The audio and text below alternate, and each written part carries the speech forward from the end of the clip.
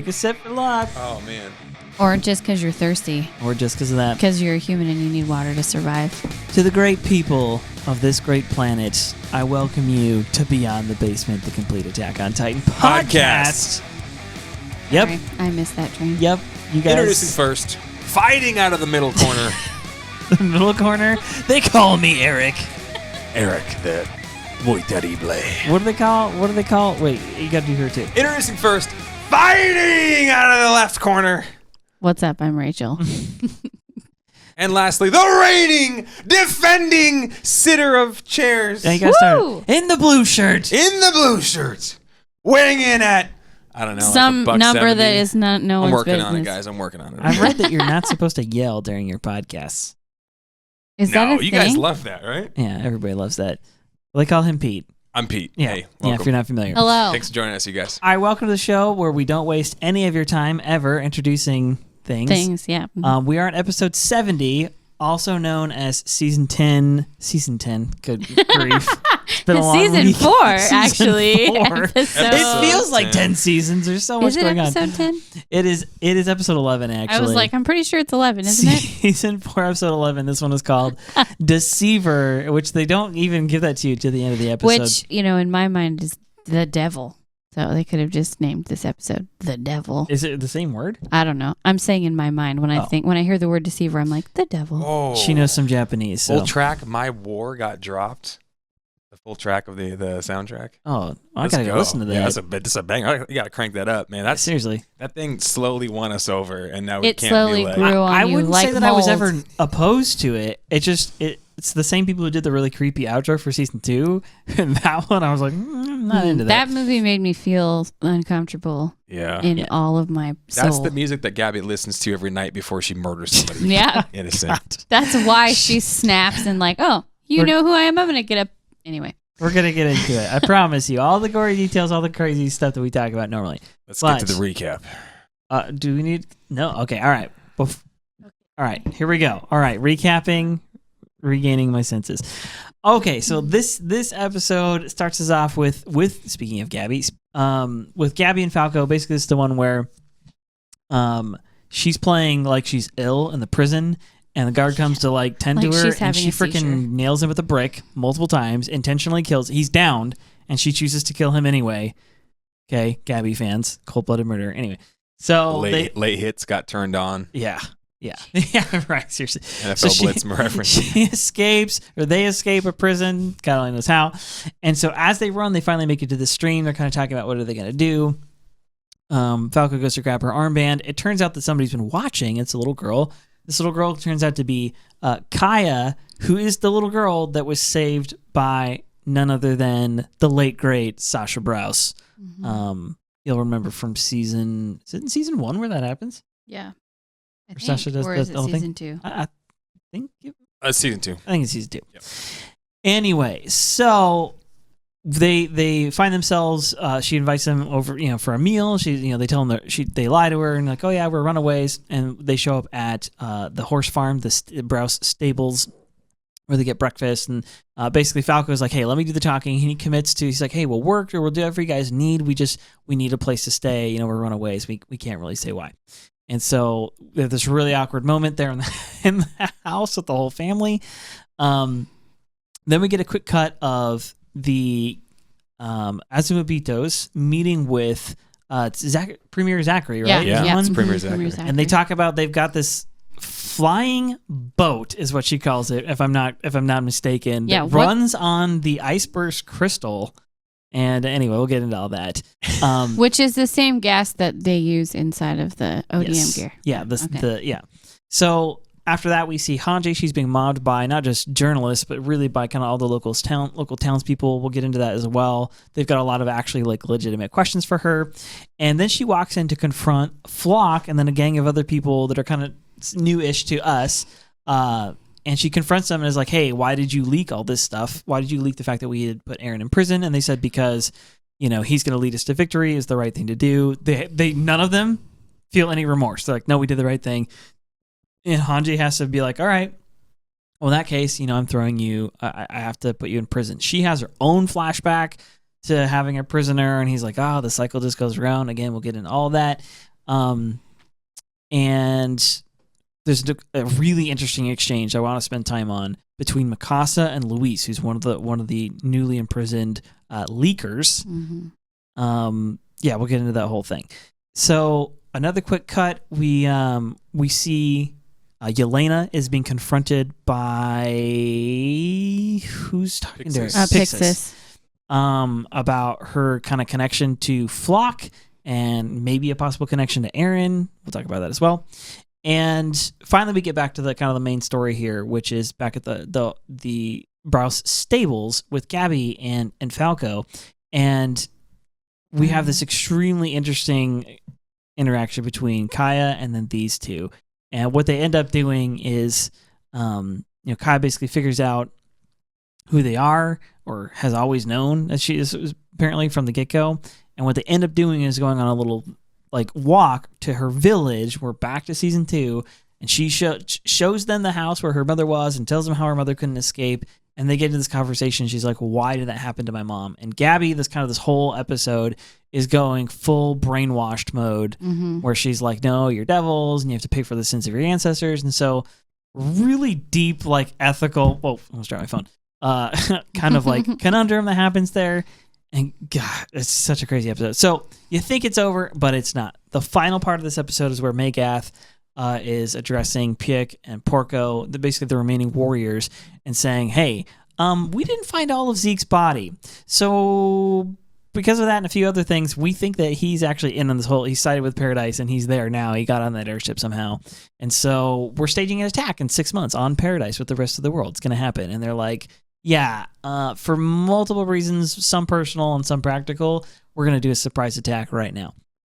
That being said, I really hope that this surprise attack, in fact, I hope that all this stuff breaks out into the open soon. I'm really itching for the what is going to happen next? It's supposed to be I just felt like this season was going to be a war, and it has been a lot of war. It's also been a lot of backfill, but yeah, exactly. And recap. Yeah, and I guess we were expecting a little bit more of that earlier on. That's what I thought. And they hit us with all this action, adrenaline dump, and now they're like, and now let's tell you a story. And I'm like, okay, but you hit me with so much. Yeah, I'm all jazzed up, ready to go. The last few episodes, I've actually said this is the first time watching this whole series. I've been a little unsatisfied because I feel like I'm just getting thrown bits of information that seems sort of disconnected, and I know it's probably going somewhere, but I don't know if I like where it's going. This episode definitely, for me at least, brought the whole thing back around. I'm like, okay. I feel like I lost the plot. Yeah. I feel like, generally speaking, I was getting thrown a bunch of random details that didn't seem to matter. Didn't connect as much. Yeah, exactly. They weren't as concrete. And now this episode seems to cement everything. And now I understand the new lines of the new war. And yeah, the last couple episodes have been more filler, but they haven't actually been pointing us. Haven't been establishing the story going forward yet. Yeah. And this is actually helping us establish the story going forward. What's about to happen, what we know is going to happen. Yeah. And I just wanted to double check with the chat. What do you guys think? They played the credits in the middle of the episode, or towards the end, and then they gave us quite a bit afterwards. A little teaser thing. But the last time they did that, there was going to be a break. Is there going to be a break again right now? Is this where the break has come? Well, this is only episode 10, though. It's 11, actually. Oh, this is 11. Yeah, so So we should have at least one more, or we should have it depends on how many. If there's going to be 22 episodes, we're halfway through. Well, there's going to be 24 episodes then. The rumors were that there was an approved, we can check the Wikipedia, whoever's episode on the... 16 is going to be a cliffhanger, is what Benedict Paul says. They've that's what confirmed I've the heard. part 2. The announcement is in March, or maybe April. Okay. 16 episodes, 5 more. Okay, so it should be 5 more before. That's what I keep reading. So they just did a cool in the middle. Sometimes credits. they just do that because they just do that. Well, I think that this is a big. I think it represents a big shift, and I think it's not just for cliffhanger's sake. But every time there's a big shift in the narrative, they tend to do stuff like this, where they something is about to change. That's actually something I really appreciate about the anime. I know that the heart of the story is obviously Isayama and the manga, but then for the anime, they do have to adapt it. And obviously, there's all the elements we like the animation and the music and stuff, and the voice acting. But specifically, the way that they don't they're not so committed to it's a good formula. Most of the episodes follow the formula, but they're not so committed to the formula every single time. Think about a lot of episodes, like this one.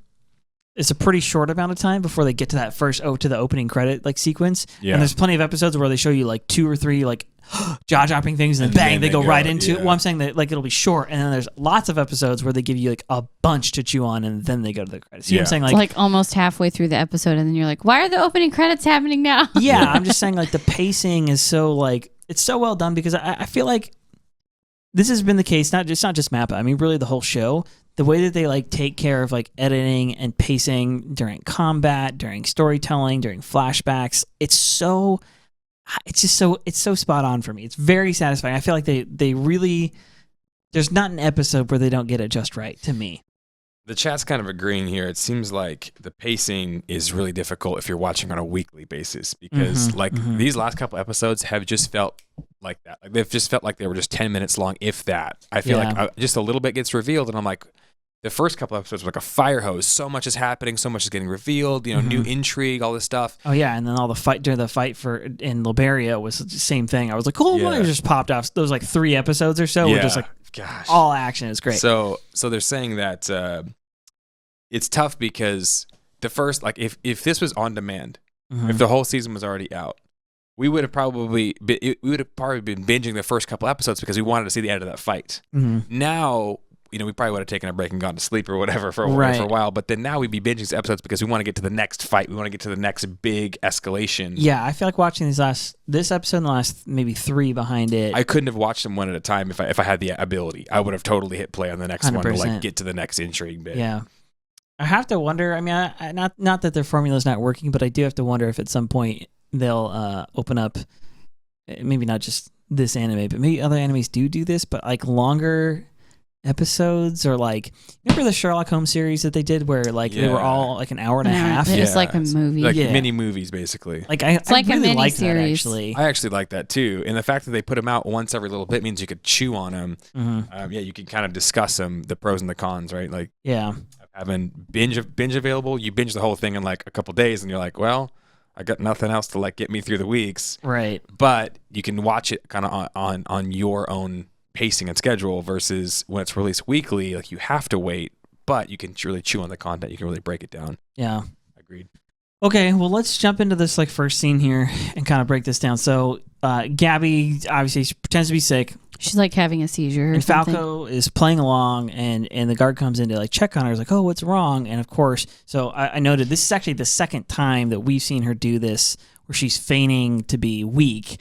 And it's all a ploy to, unleash some hidden like attack thing. You remember in episode 1, I think it was the first episode, right, where she pulled that stunt where she like had the grenades. But she was like in her underwear, and she was kind of dirty looking, and she walked up like she had nothing and pretended to faint. Yeah, like she's very clever. I'll give her that, and good in combat and stuff in general. But this whole like pretending, like, I'm sorry, but that's another, as far as points for and against. But Gabi, when she does stuff like this, I'm like, this goes in the against category for me. She's very clever. Not only are you about to kill a man who's down, you are doing it in such a grossly deceptive way. It's like the terrorists or whatever, like going into hospitals because they know that they won't be attacked there, using that, like, you know what I'm saying? Like, it's like you're using this like innocence in the name of war, but that's like the lowest, dirtiest kind of like war. Yeah, do you know it's against the Geneva Convention to do that, to feign that you're surrendering, or feign that you're to weak, fake a surrender and then to fire. Yeah. Geneva Convention. It's because you're trying to follow rules in war. You're using somebody's like virtue against them, which is terrible. Like if you hate them, you want to kill them. It's pretty bad. So she not only gets the guy to come in. The guy's obviously concerned. Are you okay? And then she freaking hits him. It looks like she punched him at first, but then you actually see she's got the brick in like a sock or something. Yeah, in her sock or something like that. Okay. Lock in a sock. Is there a term for that? You said this in the military. Lock in a sock, lock in a sock. When you put your soap in the sock and you beat someone with it, it's called a blanket party. But I've heard lock in a sock. I've also heard soap in a sock. But I think I've heard can of whoop ass too. When you put a can inside a sock and you whirl it around. Mm-hmm. Or a bike lock. And that'll do it too. This is all very horrible. Well, you didn't grow up poor like we did, okay? Okay. So she beats him, and so he goes down with the first hit, which tip to Kevin McAllister. when you hit somebody party. with a yeah, was it blanket party? Yeah, when you hit somebody with a brick, they usually go down on the first hit. So. Yeah. So not only you makers of Home Alone 2, just remember that if you're ever going to make another film, when he throws the brick 3 stories down. They're like cartoon characters, Acme cartoon characters. They just keep taking hits and don't die. Menander Paul makes a good point. He says should have died multiple times. He says that Eren did the same thing with the traffickers. Remember, he kind of goes in there. Pretends he's lost. Mm-hmm. Indeed. Yeah. Eren did do that in the sake of saving a child who was about to be sex trafficked. They're not saying it's the same. They're just saying that. Okay, all right. It's a similar strategy. So not only does she hit him when he goes down, she freaking kills him. She bashes his brains out. She continues to hit him over and over. It reminds me of scenes where someone who is in a fight of some sort in their traumatized state just like go somewhere, like in The Patriot when he's just like stabbing the guy. Stabbing. It's kind of the same thing. Like, I don't think she's 100% aware that when she starts just beating him over and over and over, I don't think she's really realizing what she's doing, and I think she's projecting her hatred of the situation and what Zeke did and the feelings of betrayal and all of it, and she's been in prison. Beating the hell out of the stuff she's feeling. You know what I mean? She believes she's about to die. Yeah. She believes that they're gonna, because they're all devils. Of course, they're gonna torture her and murder her and stuff because they're all devils. She can't see that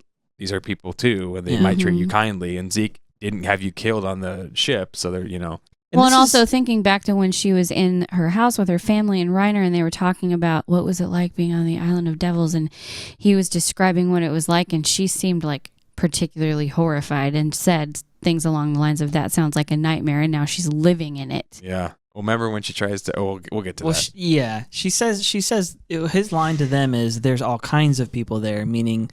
like what he's describing is actually pretty normal stuff for the most part. Yeah, everything he was saying was fairly normal. And then he's like, yeah, there's all kinds of people there. Her response is, what do you mean there's all kinds of people there? As if to say, like, you mean there's like decent, like normal? Yeah, exactly. She can't believe it. So like, yeah, this whole episode is Gabi's story to be told, because leave it to somebody as creative as Isayama to say, okay, I'm going to take like this unique story as it is and give us a character who's a young woman who wants to be a warrior, who's heavily like been like brainwashed and is now for the first time in her life outside of that brainwashed like environment. And it's like he's showing you, because you're right, like as horrible as it is, she just killed someone in the way that she did it.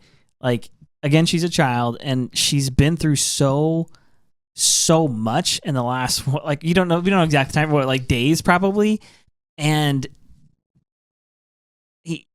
like, how does a person actually deal with that? All I'm saying is, like, the uniqueness of Gabi as a character was already kind of like apparent, but in this episode, the fact that we're dealing head on with like her trauma and her brainwashedness versus reality, and how like that doesn't just end overnight. Like, okay, I was gonna save this for later, but so I weirdly enough, I actually know. I don't know. I'll just call it a handful of people who have been in actual cults.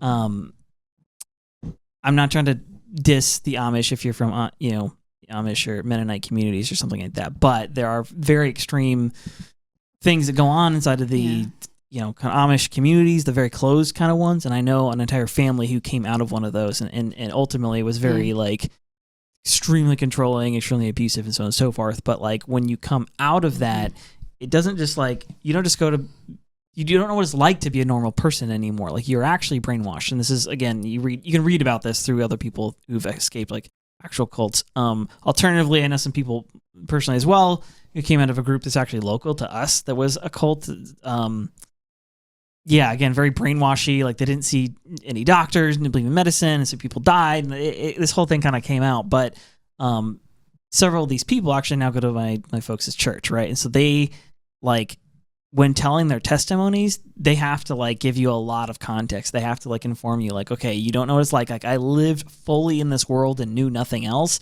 And so when I came out of it, when I like the first day I like didn't go to this cult meeting or something like that, it was like you cry because you like miss it, but you don't. You know what I mean? It's like the most complex kind of like emotion that somebody can go through. And so like I kind of have to imagine, like, again, there's so many like World War II comparisons in this whole like this season specifically, but same thing. Like imagine being in like on the Japanese side, really kind of like all over the war, but like imagine just being filled with like German like propaganda about the world and so on, or Japan as well. Same thing. They had like a really serious propaganda campaign, and then it's over. It's over one day, and you're like, but I still believe it. That's all that stuff is still in my mind. Those people aren't the devil, or are they still? Or? Yeah, and like it's basically what I'm saying is like rewiring a person's brain, like saying people coming out of like abusive relationships. Like yeah, I was just gonna say like it's like coming out of an abusive relationship. You are with someone and you find out that they're not good for you, and you get away from them, and then you miss them, even though you know that they would beat you. Like it's just, and especially when that person is like a deceiver, when they had you deceived and they had you kind of living in like a false world. Mm-hmm. And so like Gabi's this ultra interesting character because that's her, but it's in this really extreme kind of way, and she's young. She's like what, probably like a 13-year-old or something. She's like, I'm guessing 13 or 14. 13, 14, it seems like that's what age they are. Mm-hmm. It's strange because our brains are meant to make these relational connections. Mm-hmm. They're meant to make these bonds. They're meant to survive and thrive, and they're meant to have these like these cultural norms. But when you're in an abusive relationship, or you're in a cult, or you're in this controlling environment, and you don't know any better, you can't say, "Oh, this is wrong because of this." You think this is just the way things are. Right. It's just part of life I just don't like, but it's just the way things are. Mm-hmm. And like you said, it's not until you break out that you can actually go and you can look at another family, you can look at another relationship, or you can look at regular church, and you can be like, "Oh, that was wrong, and I can tell this is different." And even coming from a hard background in a family, it wasn't until like you start to see other healthy families, you're like, oh, everything wasn't the same, everything wasn't the way it should be, and you start to maybe it's somewhere in your internal you always thought that was the case, but you could never put words to it because you didn't know anything else. But once you have a different standard, you can hold up what you thought was good, hold it up, and you realize this wasn't straight. This is the straight line. This is a crooked line. Okay, but only on the other side of that can you actually begin to communicate and understand that. And Gabi is, like I said, she's in this world where that's her whole bubble. That's everything she's ever known, and she refuses to believe, even with multiple areas of people trying to tell her differently, that the world is any different. Now she is in the upside down world. She is in this other world, and, and all of her... She's in what she believes is a nightmare. All of her ideas are being called into question continually, and she's going to have to either eventually let those go and realize, wait a second, not all these people are wicked, or she's going to probably go crazy because she doesn't want to give up her worldview, She's probably also realizing as she's talking to the people that she's been told about her whole life and spitting out at them the things she's been told about them to them, how stupid it sounds when you're actually saying it to a real live human being and they can respond. Like you realize when you say stupid things out loud sometimes how stupid they are. It's true. That's for me, I mean, a lot of times, like you read something, you hear something, you hear an argument, and you're like, oh yeah, that's a perfect argument. No one could ever combat that. This argument, and you think like that maybe for a long time, and then you're like, then you actually hear the counter argument, and you're like, oh wait, there was a counter argument. That actually makes sense. Wait a second, this isn't the all defeating argument. There's counter argument, and so you actually that's why debate is great, is because you can actually flesh out the good ideas come to the surface. Yeah, and so when you've had none of that, when all you've had is propaganda your whole life, all you've known is the crooked line. You don't know what a straight line looks like. And the point I was trying to make earlier too is like it's going to take you a second to rewire and like come out of that. And in Gabi's case, she's not willing. She didn't leave freely. She left like against her will in a way. You know what I mean? Like she's not. She's coming into reality, or at least seeing a different side of the world, not because she wanted to, because she accidentally ended up here, which is different than like somebody leaving a cult or something. Oftentimes, well, that's not true. Sometimes they do leave. The cult gets broken up in like a violent storm of whatever, and then they have to like just deal with the world the way it is. And then sometimes people leave. Yeah. I think it's also probably hard for her to be going through all of this with her comrade who isn't struggling the same way she is. I was just about to say that. Because he got to watch Reiner and Eren talk, and so because of that, he has a unique perspective because he's heard both sides. Yeah. And he watched Reiner repent to Eren. He had an awakening moment. And he watched Eren forgive in a way. I mean, he didn't say the words, I forgive you, but he basically did. He's like, you were just a kid. We're the same. Like, that's a way of forgiveness. Yeah. It's a type of forgiveness anyway, realizing that I'm no better than you. You're no better than me. And they responded and talked with each other like equals, not I'm better than you or you're worse than me or any of that, you know? He didn't spit propaganda. Exactly. And he's realizing we did things to them and they fought back and we're in a war in this. Like, he understands the bigger picture, and she's still in her thimble view. Yeah, their picture of what the world is. Like, her worldview is tiny and his is bigger. Right. I was gonna say, so Falco's working with more information. You're correct. Like, he's seen more and has more to go off of, but he's also a different person. True. And I mean, it really does, like, your mileage seems will, a bit more rational. Yeah, your mileage will vary when it comes to your propaganda. The effects of your propaganda, your mileage will vary depending on the person. This is actually true. Yeah, there's so many stories. One of the most interesting things in the world to me is communist Russia, like the Soviet era in Russia. I've been learning a lot about it recently, and I'm like, it's just such a strange world that it was, because in Soviet Russia, like, especially towards the end, once you get to like the 70s, 80s. There's like this whole thing where they had these like very common jokes they would tell about being a communist nation, and they were all this extremely dark, humored kind of way of, because they lived in such a dark world and people kind of knew it, and so there was this widespread sense of like, this is pretty dumb. This actually pretty well sucks. Like, communism doesn't work. This whole thing is dumb, and so like that was like widespread, but. Even in the beginning, like, you read about some of like the higher ups within like Stalin's like regime and stuff like that, and you've got a lot of, okay, I'm not trying to insult Gabi here, but you've got a lot of Gabis who are like real full on believers. You got a ton of people like that. Like, but you've also got plenty of people who are Falcos who are like, you know, I'm in this thing, but I'm not sure I buy. I don't know if I'm that in, but I'm here, and it's like, well, how you think, like, how can you be like wishy-washy about something as extreme as like the Communist Manifesto, but you can, you know, people are. Is when you're around people that are like just as extreme, just as zealous, you can't let them know that you don't believe 100% of everything else. Right. Yeah. You have to like toe the line and pretend, oh yeah, I 100% believe this. All the while, when you go back to your house, you're like, wait a second. Is that really how things are? And you critically think about it, but you can't let them know you're critically thinking. Yeah, you talk to your wife about it, but you'd never like say it in front of your like, your fellow like soldiers. And there's a ton of like spy. Again, you guys have heard this so many times, but I'm into like spy like stuff and stories and real stories and fictional ones. But real spies, this is like a very common practice that when you're trying to find something out, or you're trying to create an asset out of somebody, like somebody who will regularly give you information, you're very often looking for somebody who is it's all about the emotions and the mental state and kind of like their values and where they're at. Sometimes some people are a good asset because they're in debt, or they're just emotionally like available to you for some reason, and sometimes they're a great asset because they don't fully believe in the cause. And then World War II, Soviet era, there's a ton of stories like that where like people got like incredible intelligence just because the guy behind the desk was like, yeah, you know, I'm not sure I'm really into this whole Nazi thing, you know. And you're like, oh, good. In that case, do you mind sharing me some details? All right, so they get out of the their prison, because obviously it was poorly guarded. Because they're in the sticks, right? They run off. They run to a river. We see them in the river, and we see Falco and Gabi. They're kind of washing up. They're getting a drink, and Gabi says, "Look, you can take that armband off now." Or sorry, Falco says to Gabi, "You can take that armband off now." Yep, she won't. You don't need it. She doesn't want to. And he's like, "Look, soldiers are going to recognize it. You need to take it off." And she says, "We're way out here in the forest. No one will even know." Tries to make an excuse, and then he's like, "No, what if somebody sees it? Like, just don't take the risk. Like, just take it off." And she's like, "Won't freaking do it. Won't take it off." And she's like attached to it. There's something to that. We always thought, right? And she tries to change the subject. She's like, "Well, don't you wonder why Zeke was a traitor? And don't you want to find him and ask him like what the heck is going on?" Well, he says we need to hide out here until we can like basically survive. And she says, I don't think we're going to survive, basically. Yeah. All I want to do is find Zeke and get answers before I get captured and killed. Mm-hmm. Yeah. It's the one thing that she wants. So she's already kind of accepted she's in enemy territory. Mm-hmm. She's dead. She's on the run. These are all devils.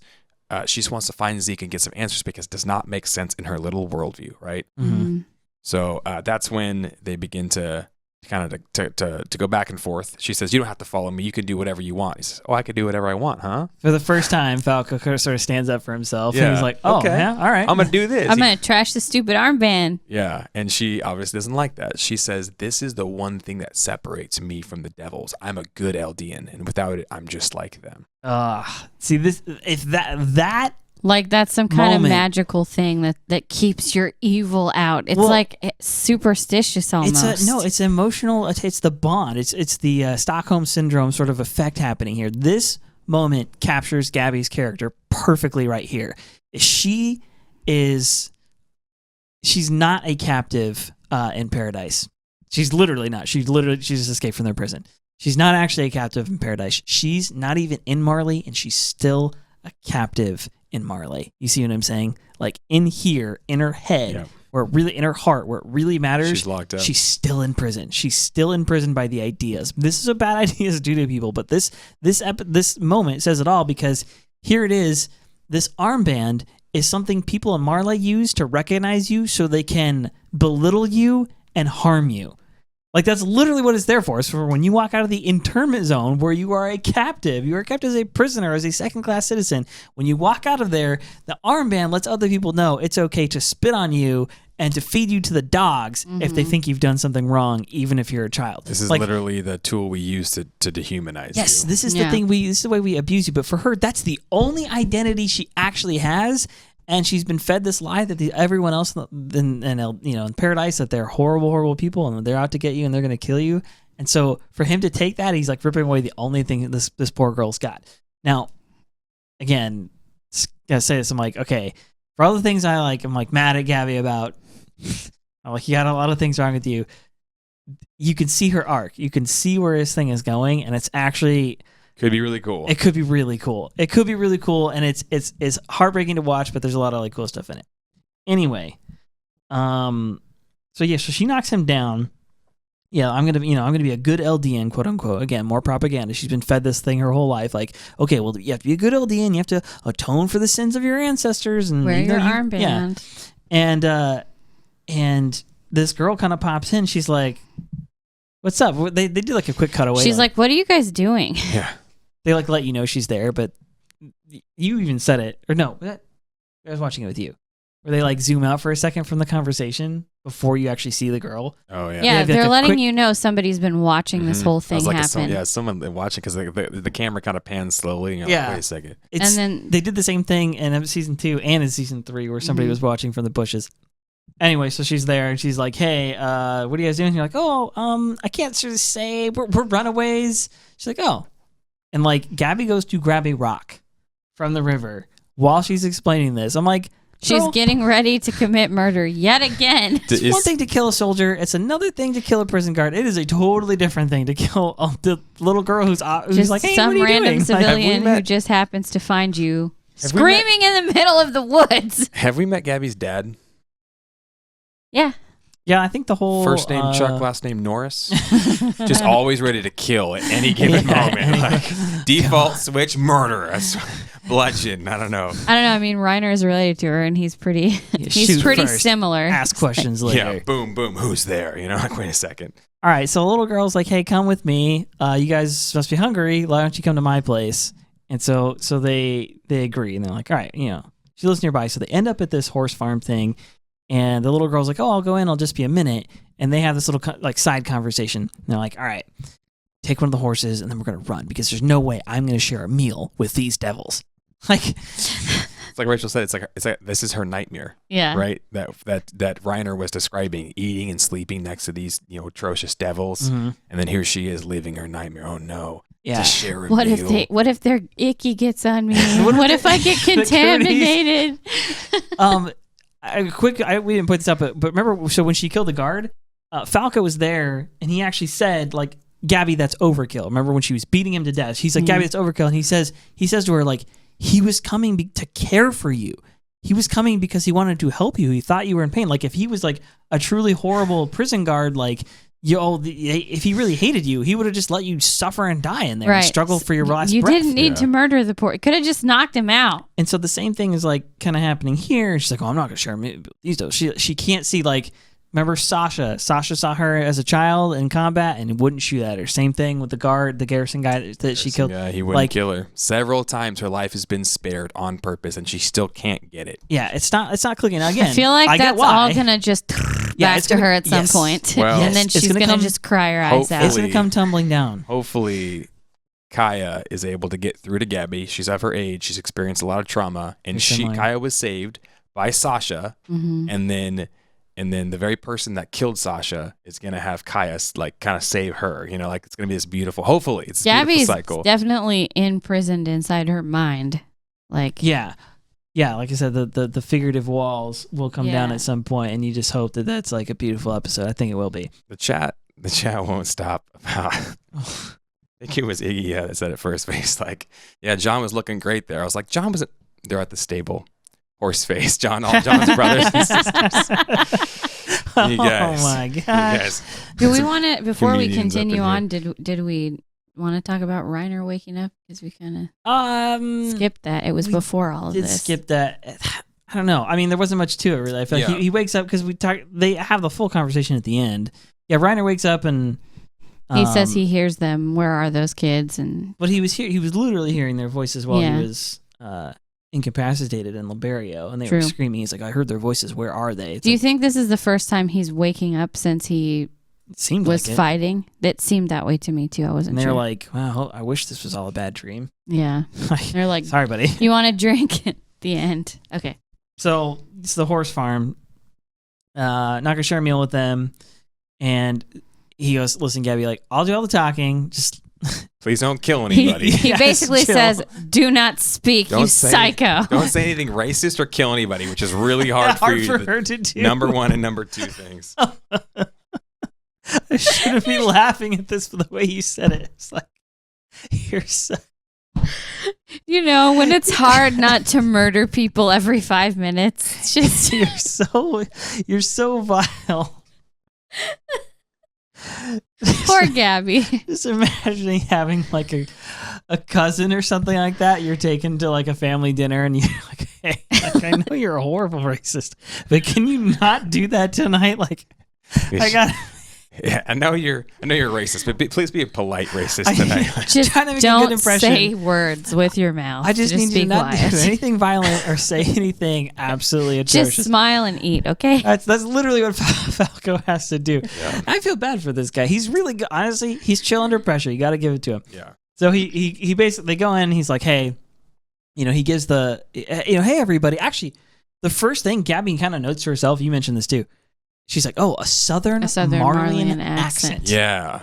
As if these people are still close enough, like in terms of time.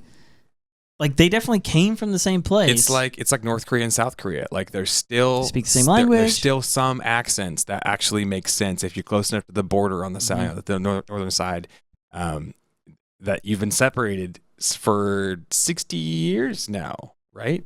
Mm-hmm. Since the 1959 was the end of the Korean War, I'm pretty sure. Yeah. So anyway, like you've been separated for a long generations worth of humans' lifespans worth of people basically, and you still share all these cultural norms, even though your guys' cultures have gone like completely different. It's the same thing with Marley. Now the question is it a Southern Marleyan accent, or is it actually a Paradis accent? And that Marley has that. Paradis was an island that was procured later on, right? So would it be a Southern Eldian accent? Like, where is the country of Eldia? We don't even know where that is. I don't believe any of this history stuff from any of them. Okay? Nothing makes any sense anymore. We don't even know. She's the uncle you can't take with you anywhere. Exactly. Yes, but she's like the drunk guy. uncle.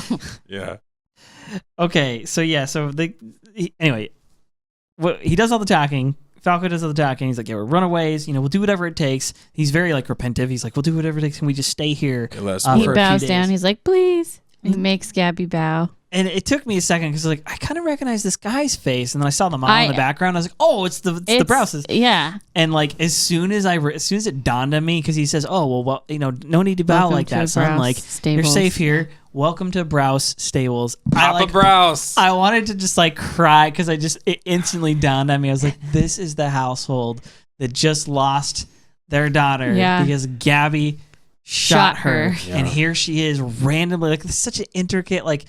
It's something okay, this is really cheesy. You get like if you're not like a Christian or something like that, but like you'll understand at least. But like it's providence. It seems exact providence. That's the word we use. But it seems like such a beautiful story could only be written by like a beautiful God. In this case, Isayama's the quote God. You get what I'm saying? Like someone made in God's image. But it's a handcraft. Like it's such an intricately like crafted story for her to show back up here, and like what you're hoping for is this like reconciliation, which we do kind of get at the end with Kaya. But like that just got me. I was like, here you are about to eat their food, and they're about to take care of you, and they would have done it no matter what.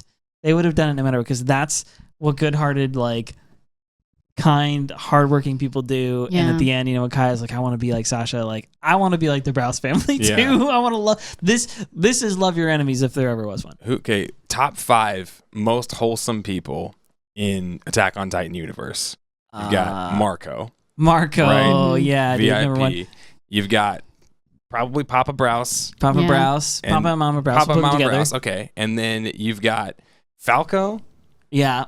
And then who else is up there? Like super wholesome.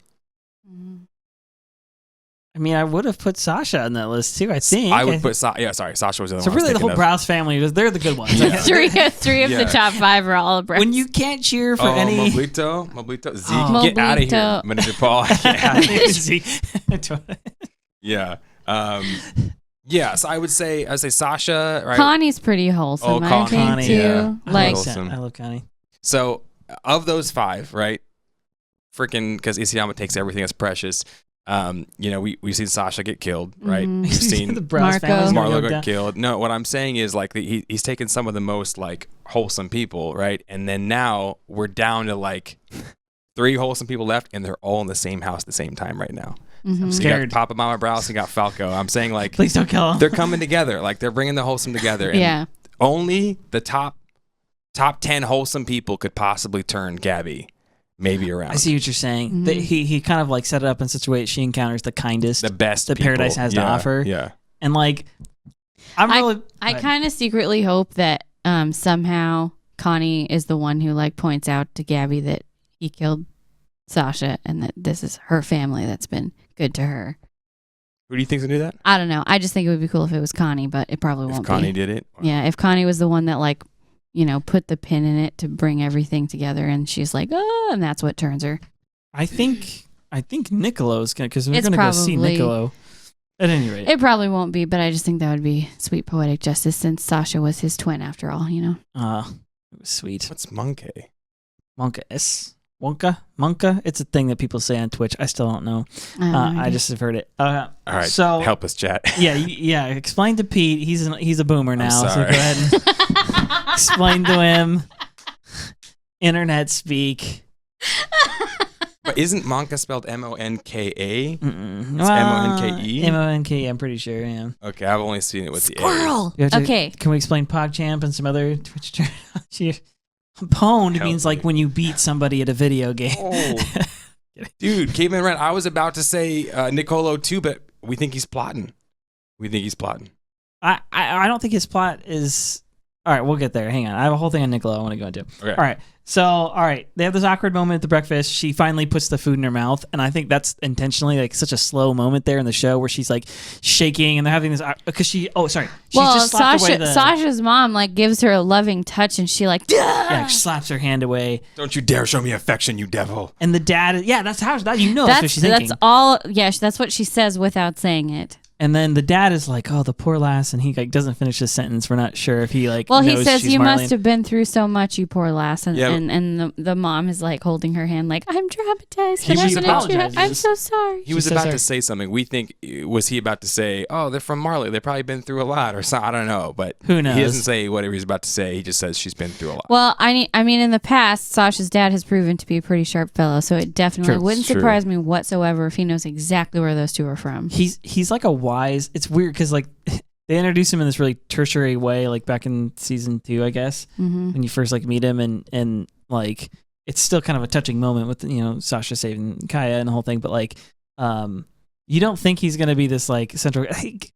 This whole show is filled with that characters you think are just a literally random character, and then they come back later and you're like, oh, you're not random at all. To the story. You're actually kind of central.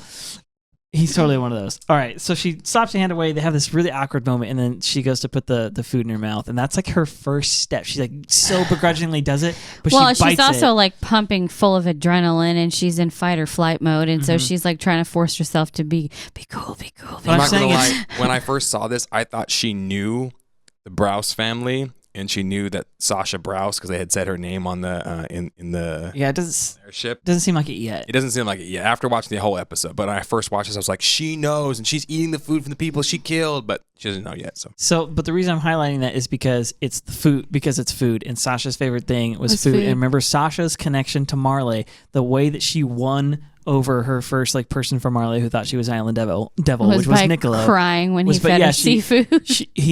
They ate food together. That's what bridged the gap was Sasha eating Niccolo's food. They ate food together, and that's what turned Niccolo's heart. And here is Gabi eating Paradise's food, and I think it's like that's going to be the person she killed, man. And that's what's going to like turn her heart. I love it. Then we get to the scene where we see Premier Zachary having a meeting with Madame Kiyomi Azumabito. And she's saying, "Oh, we heard of your great bravery and your victory over Marley. She's like congratulating him. Great job. Remember that whole attack right before I left I left. She's creepy. So she clearly knew. They actually have not. How did she know? Why was she there? She was in communication with Zeke.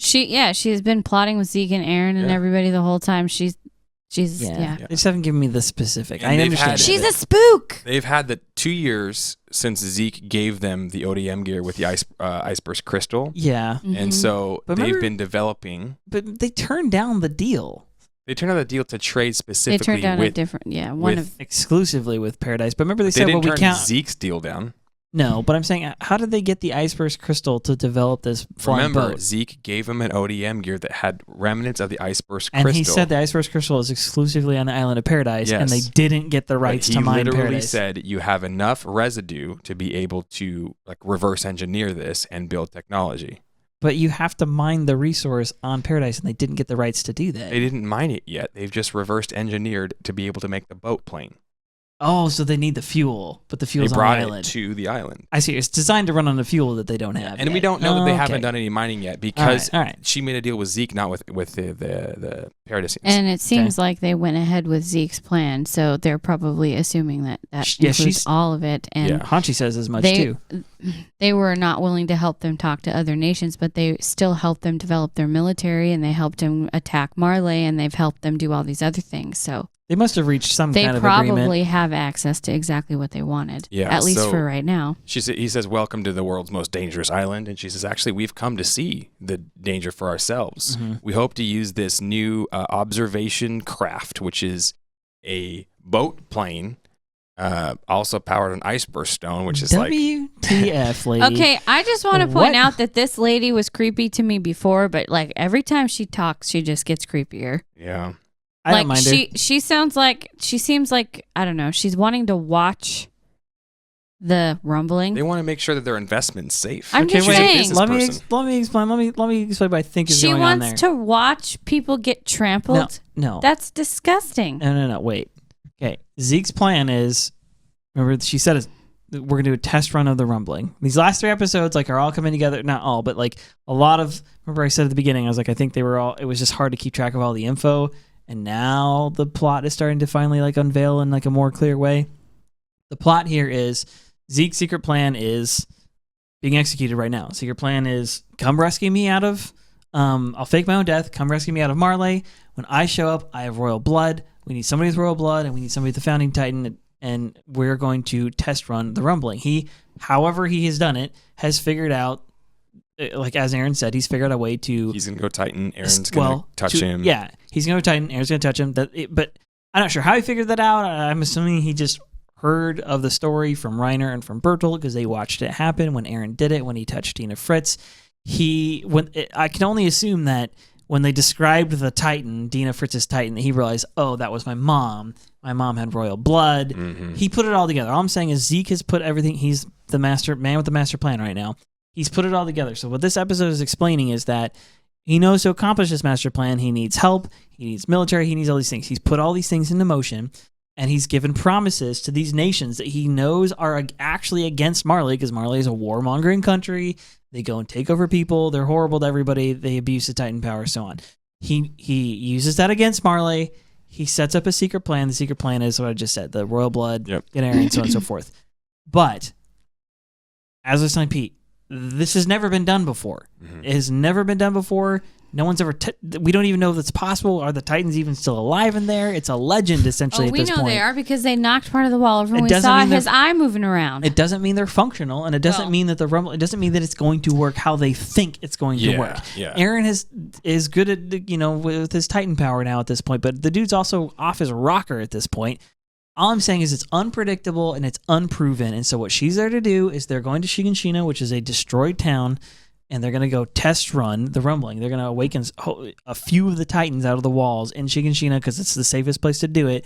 And they want to observe from a safe place, which is in the air, where they can't be reached by the Titans. I guess in my mind, a test run of the rumbling is a test run, meaning like you're going to take part of the millions and millions of Titans in the walls and trample freaking the world. Well, I think because that's what the rumbling is to the rest of the world. It's not just Eren controlling some giant Titans and taking them for a stroll. Right. A test run of the rumbling is taking those giant Titans and trampling people to prove that you're powerful. Where are the giant Titans located? They're in the walls. Right. Where's an alcove of the wall that you can break down without compromising the wall? Right. Shiganshina. I hear what you're saying. So they're gonna. Why would they go to war without testing it out first? It's smart. Eren he's been training the hardening for years before he tried to actually do the hardening. Right. Now he's been training, for 4 years before he went into the invasion, so he could do all sorts of cool things. He needs to be able to train to be able to control these guys before they take it out in the world. Well, even so, like this reminds me of when bloodthirsty warlords go to observe a weapon that they're secretly developing, and they see how destructive it is, and they're like, "Yay, that's gonna kill lots of people!" Like it's just creepy to me. You're probably right, though. Okay, I think you're right about that one. It's creepy. She's a form of a warlord at this point. A gun runner, maybe. I can see that. So, all right. So the next is interesting. How that is. The next part's really interesting as well. Hange gets mobbed by a bunch of like citizens, not necessarily journalists, but there's like kind of a variety of people there. And they're like, "Are the rumors true? Is you put Eren in prison?" And gosh, I missed this. We watched it twice. But Flagel, what's his last name? Reeves from the Reeves Company, who was a coward who was turned into a hero during season 3 and ended up being like a really cool character. He's like, I heard Flagel. You're gonna blow up Shiganshina instead of letting me have a chance to rebuild it. And that actually makes that part actually made me really sad. I was like, like one of the great things about humanity and like is that we build and make stuff and we can rebuild and remake stuff. We can take like we do it all the time. We do like roofing and construction and stuff like that. And it's actually really satisfying. I just did it recently with guitars. I do the same thing. Like take an old guitar that's totally out of shape and all dirty and gross and neglected and like bringing it back to life. It's just very satisfying. So he says that. Are the rumors of crushing Shiganshina true? The Reeves Company was in charge of rebuilding it. And a bunch of people are pressing Hange. They want to know. They want answers. And he says, a Jaeger. Now they're calling Eren Jaeger. Interesting. Instead of Eren. Yeah, Jaeger's victory opens up a path for the future. A future where all Eldians can live. Yeah. We should all have a say in what happens to him. And then one of the old guys says, Hange, you once said that taxpayers decide what to make of information. Have you changed your views? True salute to this guy for holding government officials accountable when reckless stuff is happening. You my man. You my guy. But then he's like, have you changed your views? And she won't answer him. And she won't even look him in the eye. But then she says, like, the world has changed. Our walls are open to the world now. And the information means something else. And so she gives him another freaking while she's not looking like answer. Like a politician would do. Like, I'm gonna answer your question with a statement or another question that has nothing to do with what you just said. The thing you don't understand is the things have changed. You see, it's not just that simple. We can't just go ahead and do the right thing. I'm an elitist. I'm in the position of power. I have all the information. I I'm know smarter things, than you. You peasant. I'm not accusing Hange of that. but that is kind of what she's doing. She feels bad about it too. Like you yeah. can tell she's wrestling with what she's becoming. Yeah. She does, and she should. Every person who is going to use government elite power for the good of the people. How many atrocities can you maybe include the people in this decision? Nope, because you're an elite and you know what's good for them, and they better shut up and take it. They're not children. No, Rachel, you're making too much sense right now. You have to understand. It's for the sake of the LDN people. Are imposed upon people for their own good, for the sake of the people, right? So Dude, she says... The Great Leap Forward in China, that's literally was like, oh, it's for the good of China. I'm like, you killed 100 million people or whatever it was for the good of the people? Yeah. What? Yeah. So the situation has changed. Hange says, our walls are now open to the world. We can't just try to do the right thing or whatever. And Flakel says, look, I know it's tough, Hange. Just look me in the eye and tell us that we can trust you. Tell us that you're tell me I can still trust you. Yeah, tell us, right? Because they're friends. That's an emotional moment. I like. I actually felt a little of that. I was like, Flakel grew up. Man. Yeah, exactly. That's why I like him. I'm like, his character changed. Yeah. So she says that what we're doing is for the sake of the people. Closes the door to the taxpayers, the general public, and goes into her elitist castle to help. She looks over her shoulder at him. She won't look him in the eye because she doesn't want to lie to him. And she's only got one eye. So I was like, Hange, come on. Okay. Look me in the eye. Well, he didn't say eyes. He said, look me in the eye. So she can do that. She only has the one. Right. But she just, anyway. So then she's pissed because she's under a lot of pressure now because information that the elites didn't want getting out got out. She goes into the castle, and there sitting is the people who leaked all this information. 4 people specifically, and she walks up. Not surprisingly, it's Floch. He's in the center of all the crap again. They say, Hange, here's the people who are responsible for leaking the information about Jaeger's captivity. And yeah, good old Floch.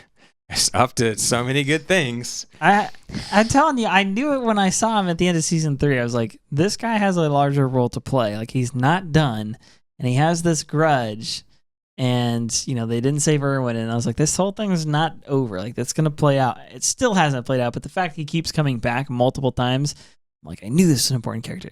So yeah. So she asked him why. Marta says she's gonna circle back to the question. Okay. All right. Okay, so moving on. We don't circle back here, okay? All right, so she says, she asks Floch and the gang, she's like, all right, why'd you do it? You leaked the info, why'd you do it? And he says, Eren should be free. He did nothing wrong. And the thing is, before he said a word, we were watching, I was like, he's going to say that he agrees with what Eren did, therefore Eren shouldn't be in prison. And I said it, literally the next second, he goes, oh, yeah. He should be free. He did nothing wrong. This is why I did what I did, to pressure you to do what I want you to do, even though you don't want to do it. Now, to be clear, though, they haven't. It's still not entirely explicitly said what part of what Eren did was worthy of putting him in prison. Now, the part you can say moving around on his own. The part where he just disregarded the entire plan for all of Eldia and went off and said, hey, I'm doing this, and if you don't come, you're going to lose all of the assets that you've invested in me. We don't know in what capacity or at what point, because she's in this episode says it was my decision to go along with Zeke's plan. Right. And so at what point did he break off? So I've been saying this whole time, it seems as though Eren forced their hand, but we don't know exactly how that happened. Yeah, we don't it's know true. It seems like he went on his own to trigger the plan prematurely, or he knew what his part of the plan was, and he just went ahead and started it without checking with anyone first. Yeah, but I'm saying they were in place. Because he decided he needed to do it right now. They were in place. They did make the plan happen. It's just not clear. And so, because it wasn't him bursting through the building thing or the civilian casualty stuff. That wasn't the thing that necessarily got him in trouble. Those are casualties of war, as sad as they are, but it's the thing that got him in trouble is that he disobeyed orders in such a way, and he put everybody's life at risk. And he put everybody in a super risky situation. But it's confusing as hell to me because she says in this episode, I decided to go along with the plan. Well, I mean, she could have not gone to rescue Eren. But supposedly the Founding Titan is everything. Everybody's all... But because of that, she had, he put her back up against the wall, basically. And so... Yeah.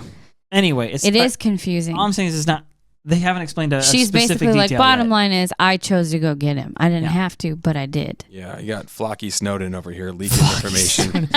Flocky links. He says Eren got us a victory in the form of the rumbling, and it has saved. He actually makes a strong case, to be honest. He says victory in the form of the rumbling secures the safety for the new Eldian Empire. Yeah, well, he says no. He has saved lives, which is technically true. He saved lives, meaning he's thwarted an incoming attack, and he's giving us a chance for a new Eldian Empire. And this, to me, I'm wondering if maybe Eren somehow was in secret communication with Zeke and knew that He was. I know. I mean, but because of that, I'm wondering if he knew that the declaration of war was going to happen sooner than they did, and that's why he went off on his own. I don't know. I think so.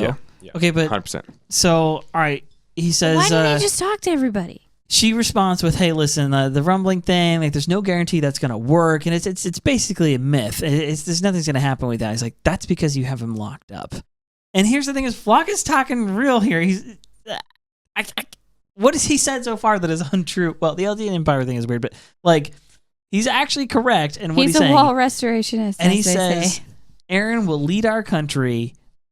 He will lead our country to victory." And she's like, well, you might be right about that, but in any case, I made the decision. You broke the law. You go into jail, son. You broke the law. I'm responsible. I'm not going to tolerate any disobedience. She said specifically because it was my decision to go along with Zeke's plan. I will take responsibility for that, and I won't tolerate disobedience. And listen how Floch responds. He doesn't say, "That's so unfair. You know I was doing the right thing." He says, "For the good of humanity." That is somebody who he's a believer. Believes. He's basically acting like a martyr. So we've basically said in this episode, we've kind of seen the split here. Now you have the people on Paradis that we know, and mainly held up by like Hange, Armin, the idealists. And then you have the rumblers, right? Those who are with Zeke, Yeager, and Eren Yeager, 100%. This is their religion. This is what they believe. This is the only path towards victory. And anyone else is holding them back. And they're willing to go to jail and be beaten and killed for this belief, which is they're zealots. You remember the wall cult, Pastor Nick, right? Hange threatened him with his life, but the guy was such a believer in like keeping the secret. He was going to surrender to his death. Yeah, now for his cause. There's been lots of people in the show so far that have been willing to go to the death for the wrong thing. Okay, just because you're willing to die for something doesn't make that thing morally correct or correct in whatever way. So I'm kind of stealing this because people, all right, we posted one of our reaction videos to the Warhammer Titan getting eaten, and we were all excited because like, oh look, Paradis finally getting a win. Like they've been beat down for 3 straight seasons. This feels pretty good. But in our comments, we had a bunch of people calling us like Jaegerists or whatever, and I was like, First of all, what the heck even is that? Well, no, it now makes sense to me. It makes perfect sense to me. But they didn't know. At the time, I don't think they know that they were animes only. So except for the fact I put it in the title and we set it up front. They're like trying to diss us with a spoiler we don't even know about. And I'm like, it wasn't a spoiler. Okay, Sherlock, it wasn't a spoiler, but I now understand it, and I'm not sure. Did you know what a Jaegerist was? I didn't know what it was then. So it was a spoiler. It was a spoiler. It was a spoiler. I'm saying it's a spoiler I didn't understand. That's what I'm saying. A spoiler we didn't know what the heck it was. So they are calling us Jaegerists. I now understand. They haven't used this term in the show yet. Maybe they will. But I can now fully interpret what's meant. What's meant is the reason they say Jaegerist is, number one, they call Eren Yeager now. They don't call him Eren as much. And number two, the Eren and Zeke are both Jaegers, and they're both on this team that's going to do the rumbling, right? So the Jaegerists are these loyalists to Zeke and Eren and to the plan that they want to execute for the sake of Eldia, right? But it seems like the line where that is, that the rumblers or whatever, is that they think that Eren and Zeke can almost do no wrong. Think of Yelena. They're almost worshiping them. Floch almost seems like he's worshiping Eren, and he has for a while now. Well, and even Yelena, back towards the end of If loving it's like Eren he's the Yeager, devil we need. Like loving Eren Yeager's a crime. Lock me up. Floch's noted.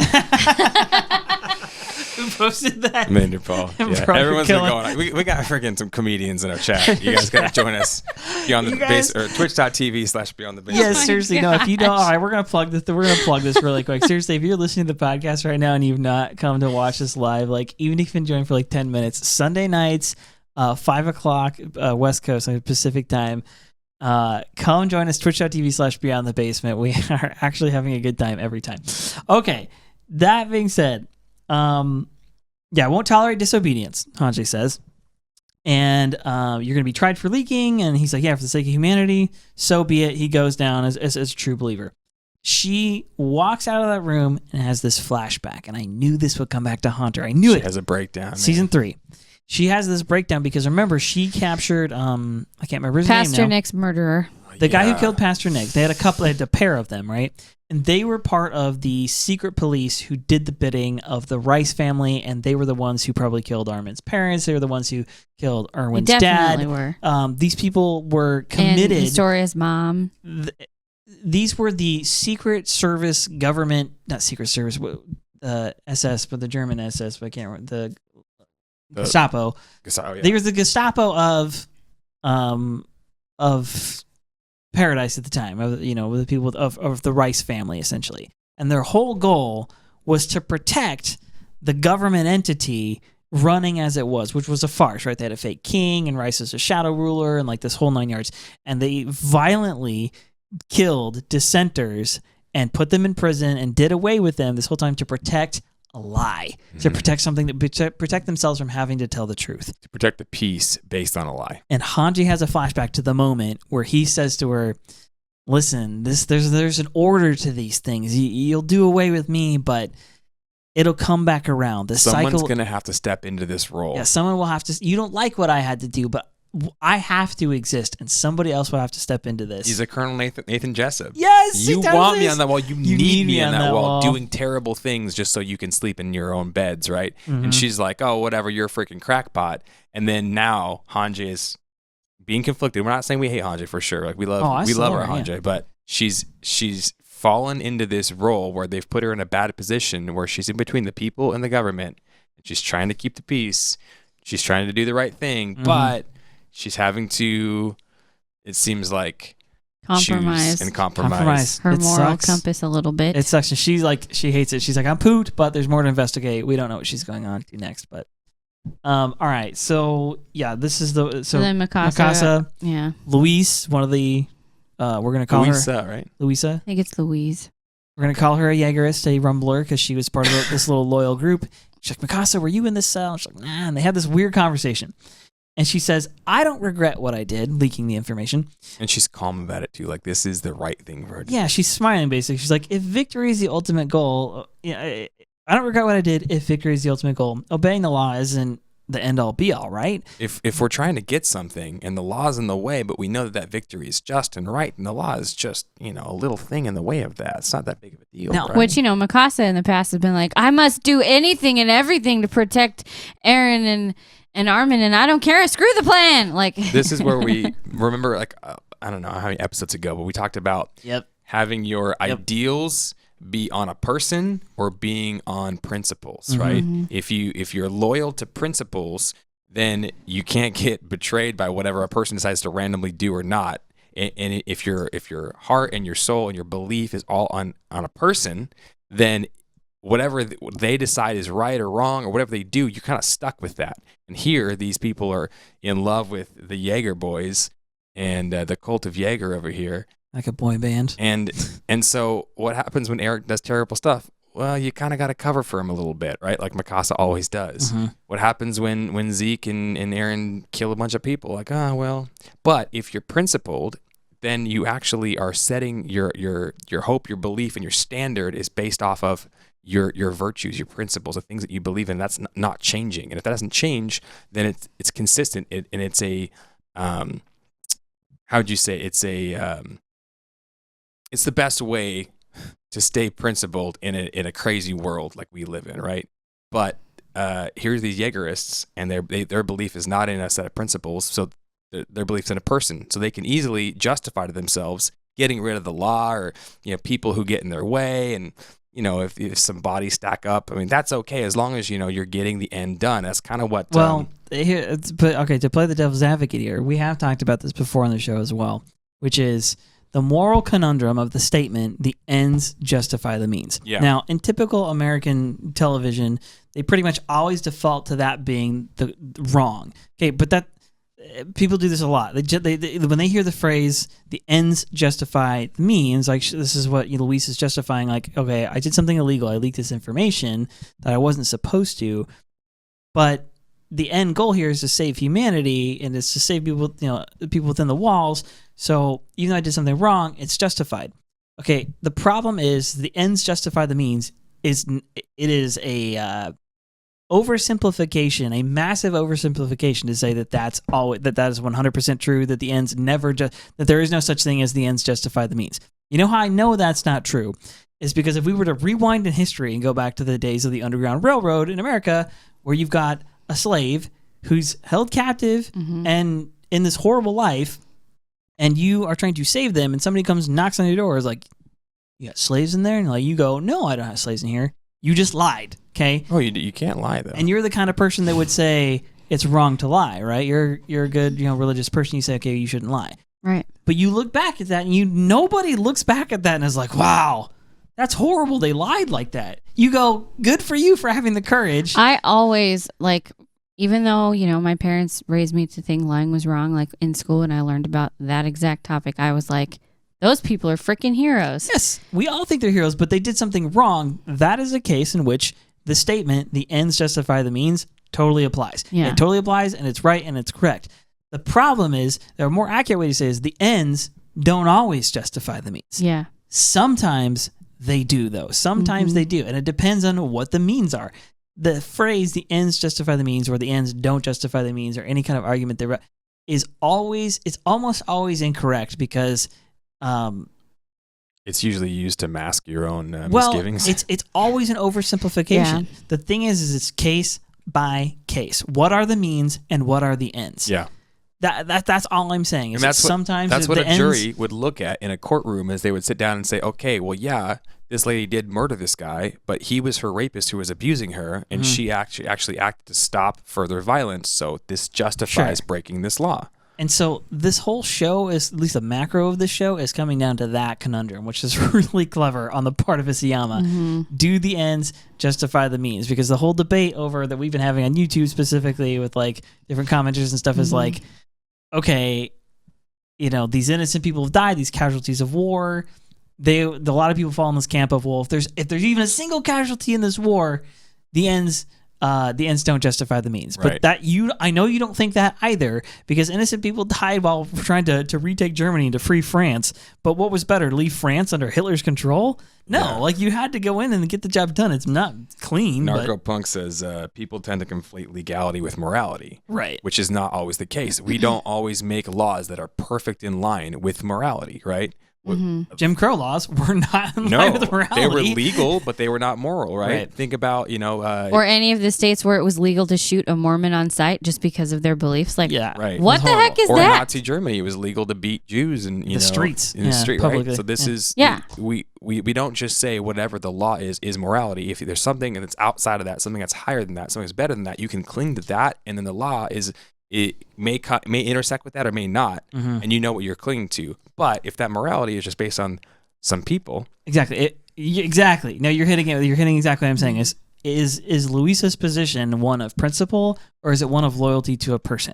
Because if it's just loyalty to a person, you will at some point idolize that person and go down you'll go down the wrong path doing that. Yeah. But if it's to the principle, if it's to the ideal, if it's to the greater, actual greater cause, well, okay, you got some better odds there, because people are flawed. People will fail you and will do bad stuff. And all these rumblers are putting all their eggs in one basket. They're betting on Zeke and Eren, thinking that they see the world correctly, unbiased, and there is the only path forward. And I don't think we have enough information in the show we don't have to make that call. It is a standing question, because here's the thing: is I actually don't know. I really don't know what the right call is here. It is not clear yet. They may be right. It's possible that they may not. That because of the paths, because of the owl, that they did a what's the guy homeboy from Marvel. Doctor Strange, and they saw every possible scenario, and they saw this is the only possible scenario. Like when he says to Tony, "I'm sorry, Tony, this is the only one. There's only one way." Succeed. And if that's the case, then yes, die. all these ends have justified the means for the Titans to be destroyed, for the Earth to be free, for Eldia to be happy again. But if they don't know that for sure, they're risking a lot of people's lives. Yeah. I gotta be honest, like I don't want them to test the rumbling because I'm afraid that it's gonna like make Eren turn evil somehow, or like make him creepy. And you mean more so than he already is? Yeah, like it's just gonna make more of the Titan's will take over his soul, and we're gonna lose Eren. Yeah.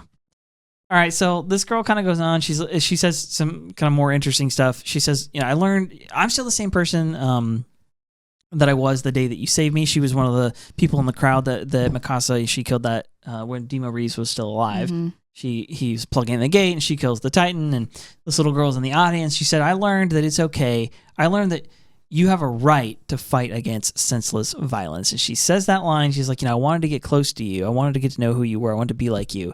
And Mikasa's got her little scarf, and Mikasa's not really responding to any of this. And Luisa says, no, but it's doing something to her insides. Sure. That's why she touches her scarf. That's one of her tells. It is. She's like, why did you join the Scouts? And as soon as she said that, I was like, because of Eren. And then Luisa goes, if it was for Jaeger, I understand. She's like, shut up. Just stop talking. And she walks away and has the flashback to episode whatever it is, 7 or something like that. The World the Girl Saw, I think is the one. Mm-hmm. Still one of my favorite episodes because it's just so telling. But that was a moment where Mikasa had this awakening. I think the line she responds to is the little girl, Luisa says, I learned that it's okay to fight against senseless violence. And the thing is that was the day Mikasa herself learned to fight against senseless violence. Mm-hmm. So I think the pattern is this. I think Luisa sees somebody doing something heroic and it awakens something in her, and she wants to go fight that battle too. She didn't think she could before, but when she saw Mikasa fight against senseless violence and fight on her behalf, it awakened something in her. Yeah. She wanted to go be a fighter as well. Heroism inspires heroism in other people. Courage inspires courage. Mm-hmm. And Mikasa's awakening was the same thing. She saw Eren take that knife and defend her against senseless violence, and that's what awakened her to fight as well. And so she has this kind of flashback moment. And what I think is happening is Mikasa's on the fence like we are right now, which is Eren's the one who taught me to fight. And I wanted to be close to him. I did this. I've done this for him. Is that the way? So, is this the way? Meninderpal says that Mikasa saluted Louise and her mother after she saved them in Trost. Yeah, and she did. Louise is back. She's returning. She's returning the salute. Yeah, Louisa salutes her, dude. But she says a lot of, a soldier too, because she says a lot of really good things in this. It's a great episode to rewatch. But she says, one of the things she says is, I realize that powerless people can't protect anyone. That is a true statement. Mm-hmm. And as sad as it is for us to, as a society, sometimes we castigate people and we're like, oh, you're not rich, so you're not valuable. Oh, you're not smart, so you're not valuable. Oh, you didn't invent anything, you're not valuable. Oh, you haven't made your skin color is wrong, so you're not valuable. Right. Yeah. We have all these terrible, labels and kind of ways we rank people based on their value of what we can get from them or what they can give to us. Mm-hmm. And most of those are terribly wrong. And we believe every human is inherently valuable, right? Because we're created in God's image. So you shouldn't just be ranked on whatever you can do for somebody else. We think you're valuable, right? And in that, we love not ranking people. We love giving people the benefit of the doubt, treating them with dignity and humanity and respect. But there is a point to being useful to society. There's a value of being useful to your family, your friends. It reminds me of that Sin City line where he's like, it's time to prove to your friends that you're worth a damn. That you can actually help. You're not just some helpless person who can do nothing. Like Eren was that one day when he saw the Titans and he vowed, one day I'm going to be able to change this. When you're helpless, you can't do anything. You can't help anybody, and you're just going to constantly need everybody else's help around you. Mm-hmm. So any normal person wants to grow and wants to begin to develop skills and to be able to not just be a drain on society or a drain on your mom, your dad, or your friends who are constantly having to pay for you or help you or teach you or whatever. But buy you dinner. You don't just eat avocado toast or whatever. I want some avocado toast. You get a job, right? You work hard. You begin to develop skills. You practice, guitar, writing, drawing, whatever, coding. I don't know, whatever it is. The government gives me everything I need. And you begin to develop skills so you can help other people, not just yourself, right? First thing we do is we try to alleviate the burden of everybody else, take some responsibility, and be like, okay, I'm gonna do something with my life. But the next thing we do is we don't just stop there. Yeah, we actually look and use those skills, those abilities, that whatever we've created to try to help other people. We want to actually not just be only lifting ourselves up, but lifting others up as well. Your power is a gift. When whatever power you have, right? Your power could be as simple as, if you're not elderly and somebody is, you have the power to move your legs, perhaps, or to go to the grocery store and help them. Like, your power is a gift, and you should be using it on behalf of people who have less power, than you. And like I said, strength is a better word. Whatever strength you have, if it's financial, if it's physical, if it's positional, ranking, things like that. Like, the right thing to do is to use that on behalf of other people. What you're saying is like you have to aspire to that, and you want to develop that, especially if you actually have it. Like, if you have the opportunity to become somebody who can defend and help other people, you should. It's actually wrong to just stay helpless and to stay in the powerless state. Yeah, if a child or an elderly person or whatever, if they need help, they've fallen down or whatever, they're burdensome, it's okay because they can't be any different, right? But if that same child is like 40 years old and still burdensome, it's like, wait a second. Nobody accepts that. We need you to help other people, not just yourself, but others as well. Yeah. And so here she's saying something really true. She says, I realize that if you're powerless, you can't help anybody. And, love defends at all times. Like, we need to be able to defend and protect people. If I'm, the head of my house, the head of my family, I want to be able to protect my wife, my kids. I want to be able to not just be powerless and hope everything goes great in my life, but provide for them, but work for them, but strengthen myself to protect them and others, my neighbors and my community and whatnot. So here she's saying, I was powerless at that moment, and you showed me what I could be. Yeah, and you showed me you awakened inspired me. So all of a sudden now I've become a soldier, and now I help others and I protect others because I want to be able to protect others like you did. And you gotta give her credit. She says, I'm still the same person that you saved that day when you took down that Titan. Without power, you can't protect anything. I learned it's okay to fight against senseless violence. Yes, people have said, violence only begets more violence. Not true. When the violent person is dead and you're not the violent person, you might have to do something violent to end them. But when the violent person is dead, guess what? The serial killer, the killings stop happening. Yeah. Okay, when we took Hitler out, the conquering of European nations stopped happening. So violence does not always beget violence, it turns out. Yeah, it's not stooping to somebody's level to use violence to stop senseless violence. Don't make me go off on Batman again. Right. It's not. It's actually heroic, and it's the right thing to do to protect those who are innocent. And that's what we recognize as heroes. And so here she's saying a lot of awesome things. Always click with us, and we love it. And then as Mikasa goes to walk away, says, "Shut up! You're gonna." She's stay like, here "I only forever." have one thing to say to you. Shut your mouth." and she says, she looks up and she salutes her anyway. Sasha back, and it's like, oh man, like here I am. I saw you, and I'm living the dream now. I'm protecting others. And she's definitely on a different path than Mikasa. Mikasa's having these flashbacks. She's thinking about Eren protecting her. And you think she's starting to see? I don't think that Mikasa thinks that girl did anything wrong deep down. Honestly, I think she agrees with what she did.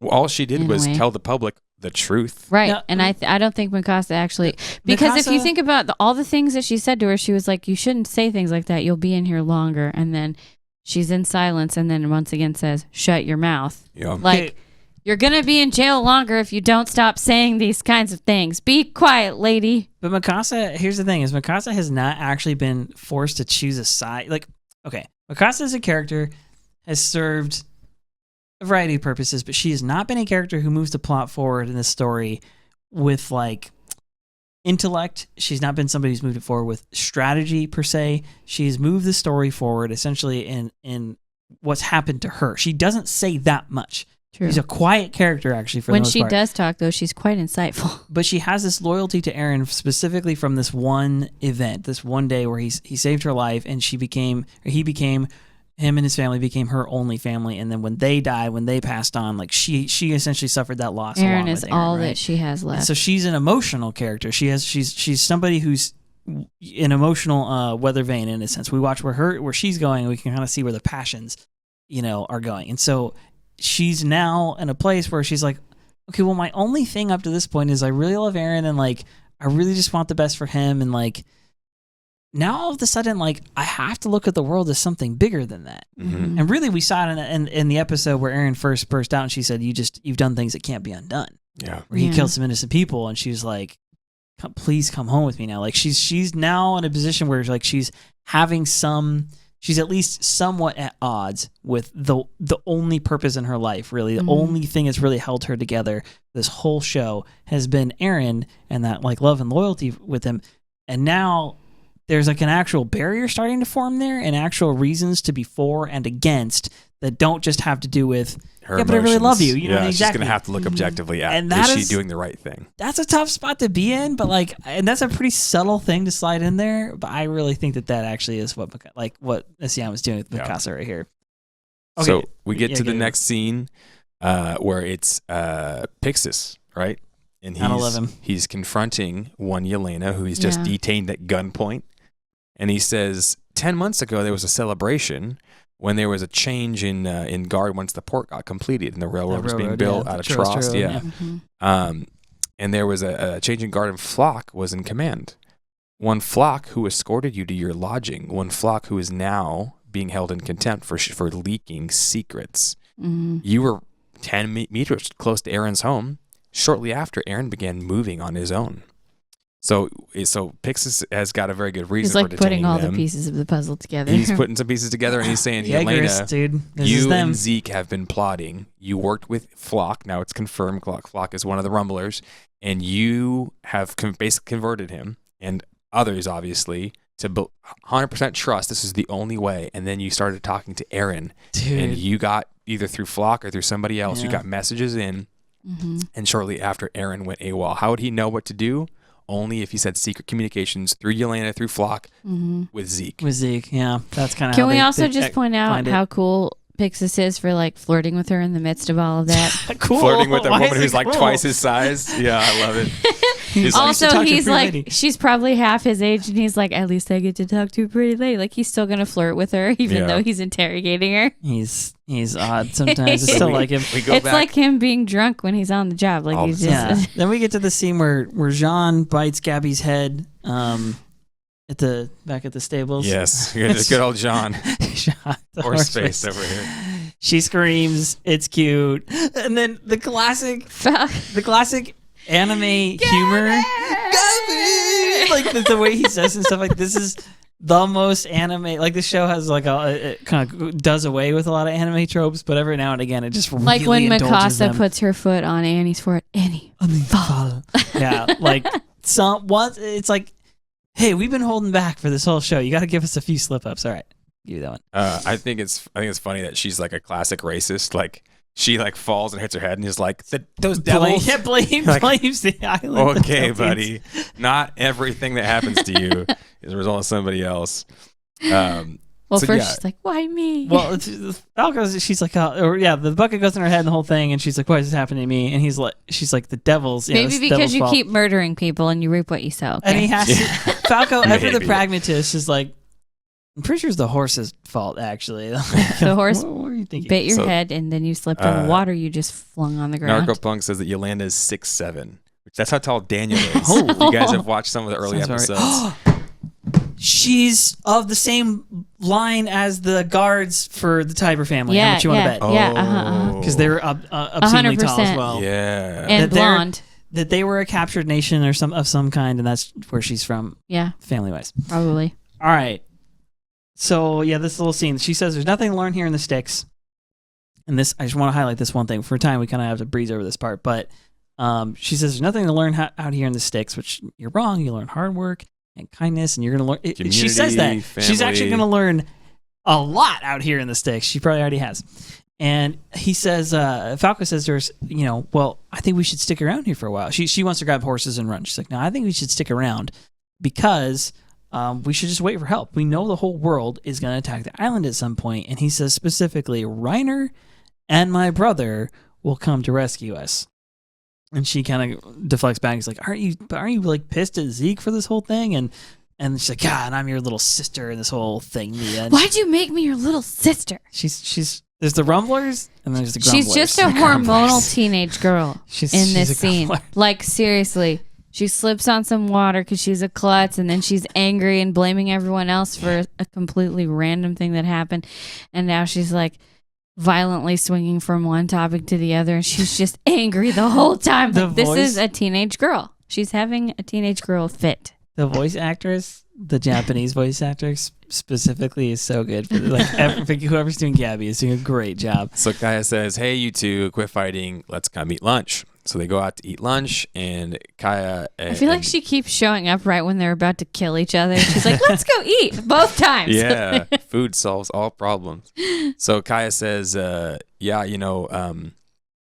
I think Falco asks, how come there's so many kids here? And she says, oh, this is actually part of the program that our Queen Historia, meant to help orphans in this area. Like, the government is acting to help orphans. That is the one government action we can 100% sanction. Like, for sure, I can get behind that. 100%. Let's help all orphans. Also, Gabi, if you haven't noticed, of the 20 things so far, this is adding to this long list of these island people you call devils doing altruistic kind things. Yeah, weird.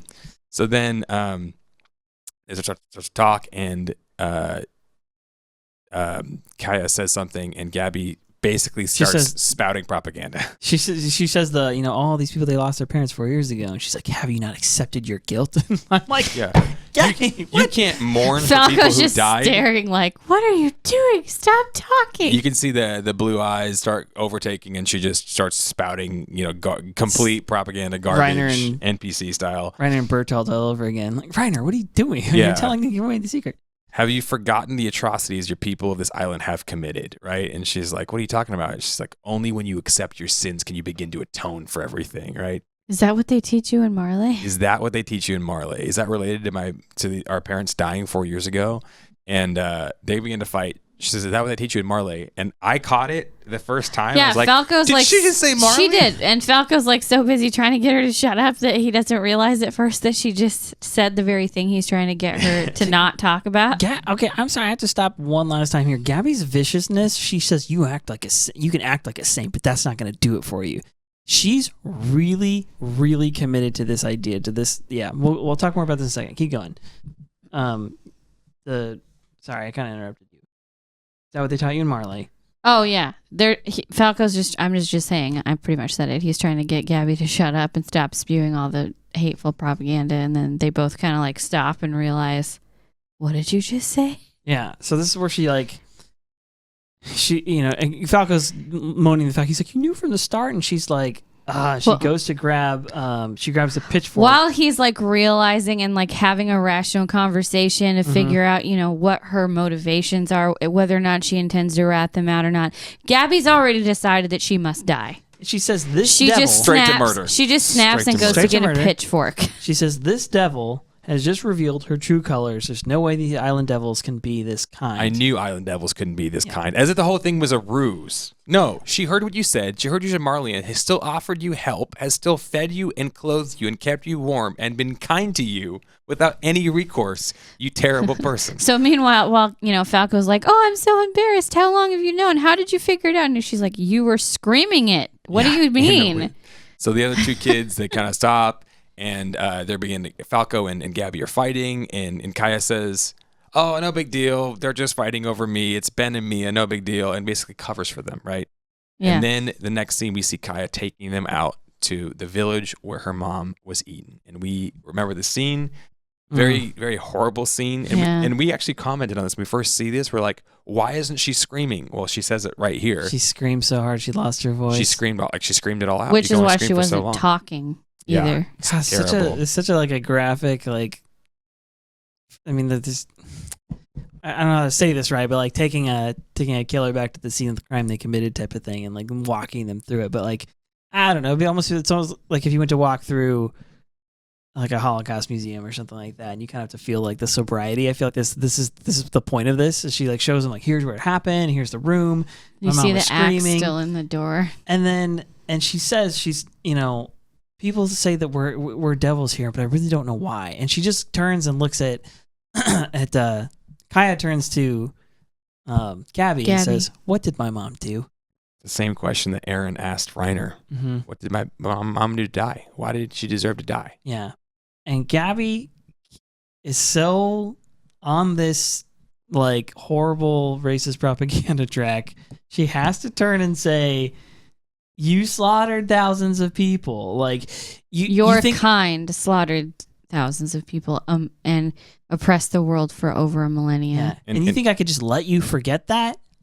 Like, and I she think goes it's on. funny that she says your people slaughtered people a millennia ago, and then Kaya keeps bringing it back a millennia. Oh, what about 4 years ago? She's like, my mother was born and raised here. Mm-hmm. Yeah, she didn't have part in that. It was no part of a millennia but ago. a century ago, your people. Oh, so you're still holding me down. So then for she's sins like, a that century other ago, people committed. What? My mom had nothing to do with that either. But Gabi says it explicitly. She says the sins of your ancestors are so great, like you can't like overcome that. Basically, is what she's saying to her.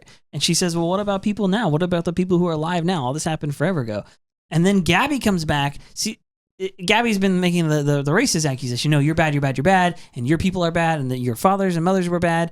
And then Gabi goes, well, you trampled my home, which technically is true. This is Liberia the got what first she was actual accusation. Yeah. She's starting to come back and go, wait a second, like. Well, she goes centuries ago. Okay, 100 years ago. Okay, 4 years ago, or just now. You killed my hometown, Yeah, right? she's like, my mom. My mom died 4 years ago. How could she do that? Yeah, she wasn't there. Yeah, and so this is where Kaya goes into her like emotional like deal, and she's like, why was she eaten alive? Why did she have to suffer like that? Why?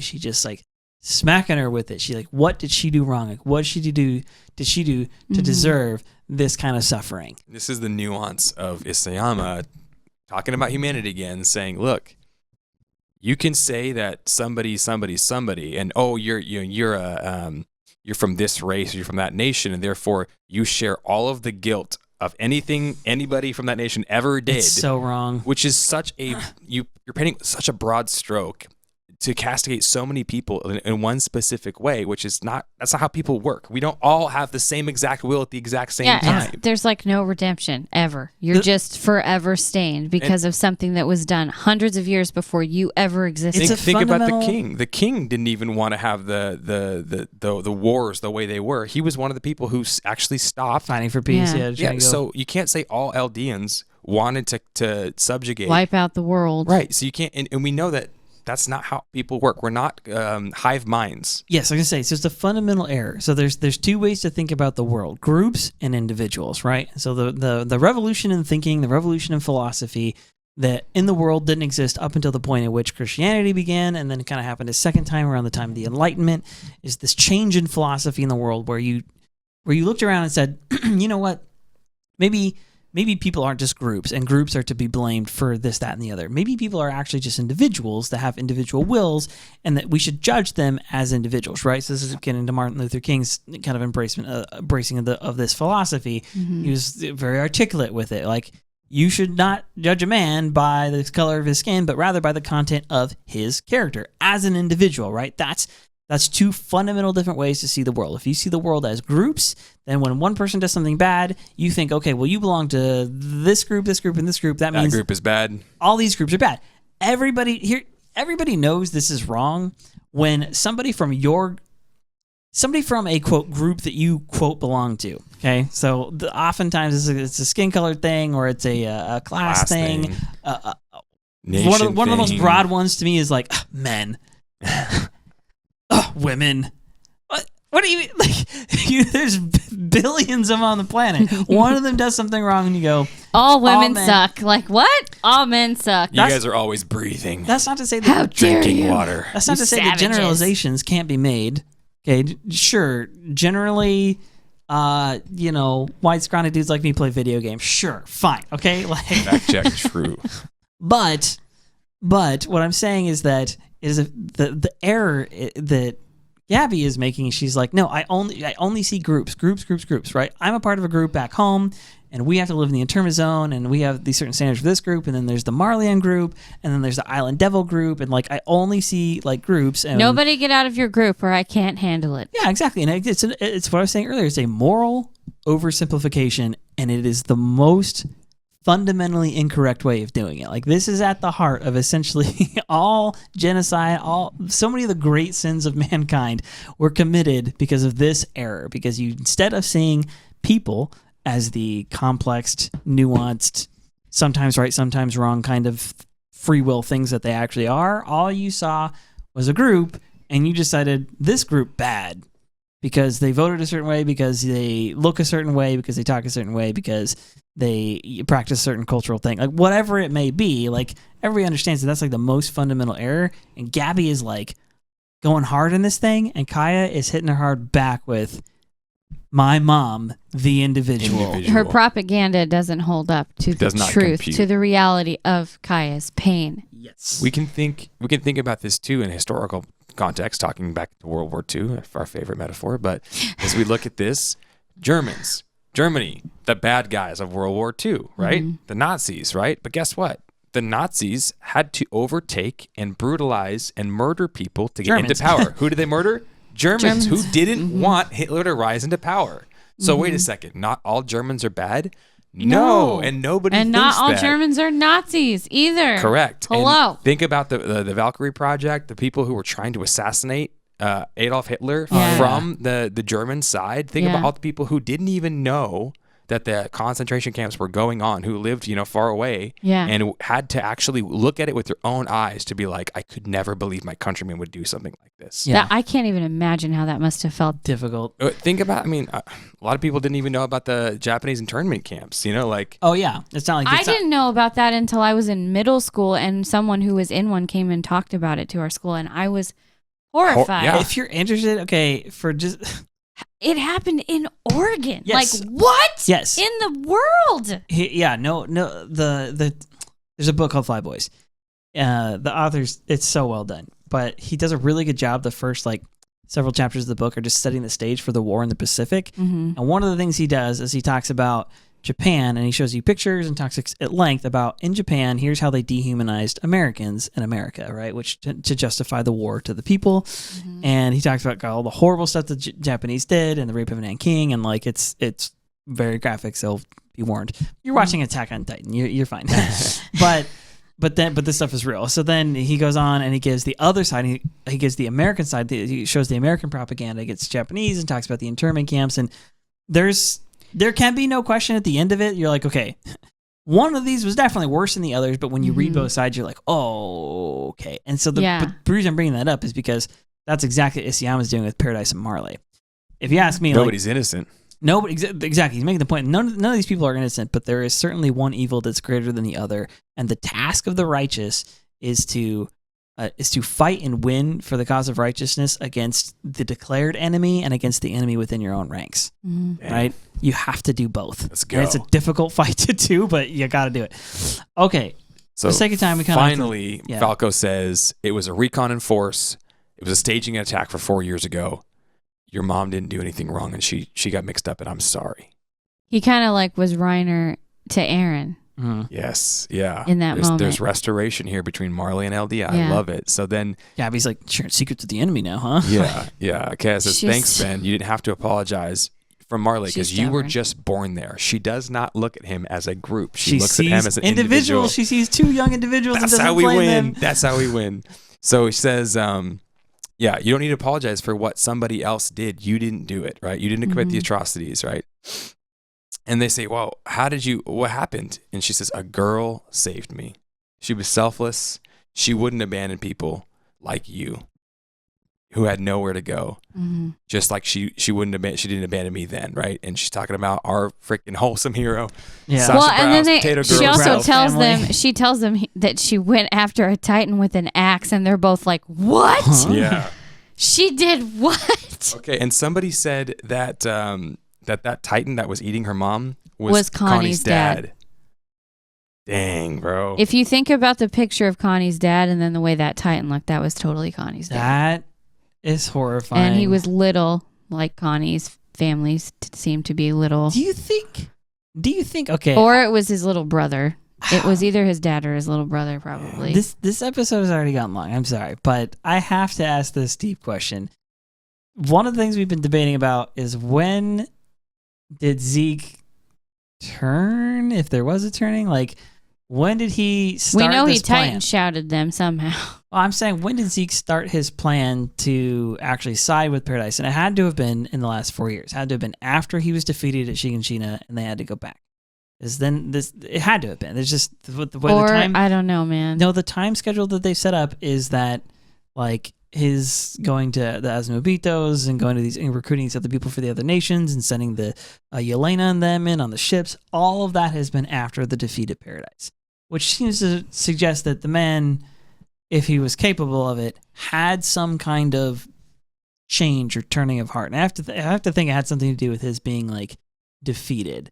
And so the reason I'm mentioning that is because here we have Zeke, who's probably is the one who turned Connie's dad to a Titan that ate Guy's mom or whatever. Yeah. Do you think Zeke feels bad about it?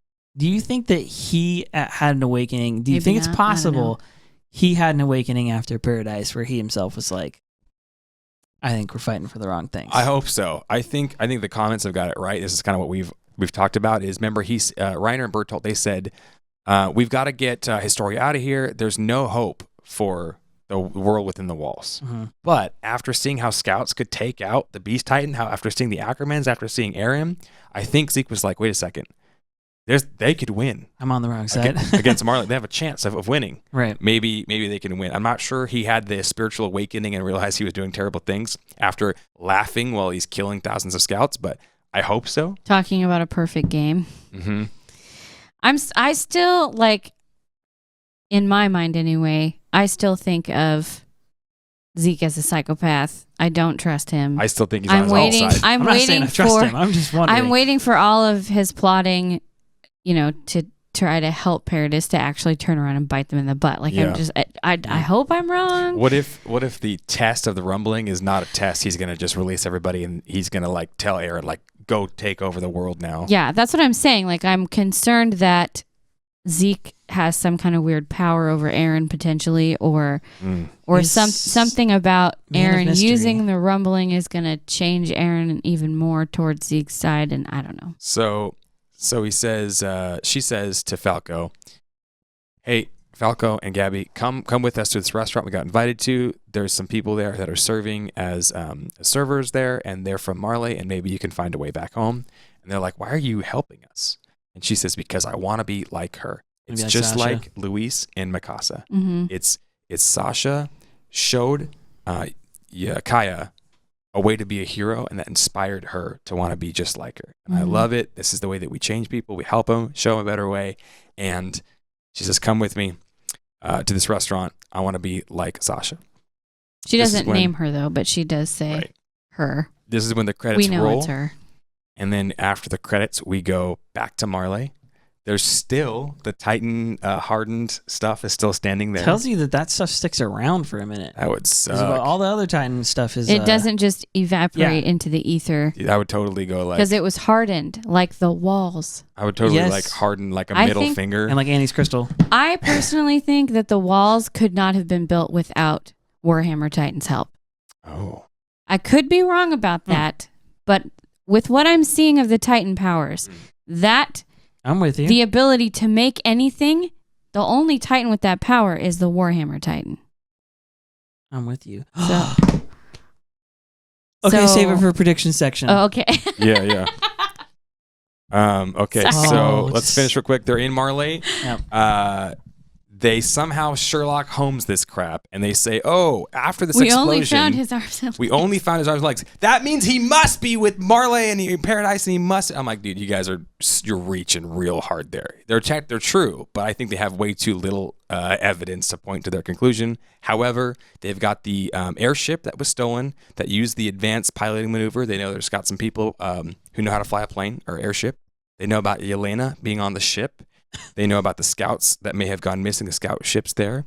And they see the anti-personnel gear, which has Marleyan tech. Modified Marleyan tech. Spies on the inside. Mm-hmm. And they only found Zeke's arms and legs. So somehow they're taking that. They jumped to the conclusion. He must be the one. I'm like, you guys that he's a spy. Reaching.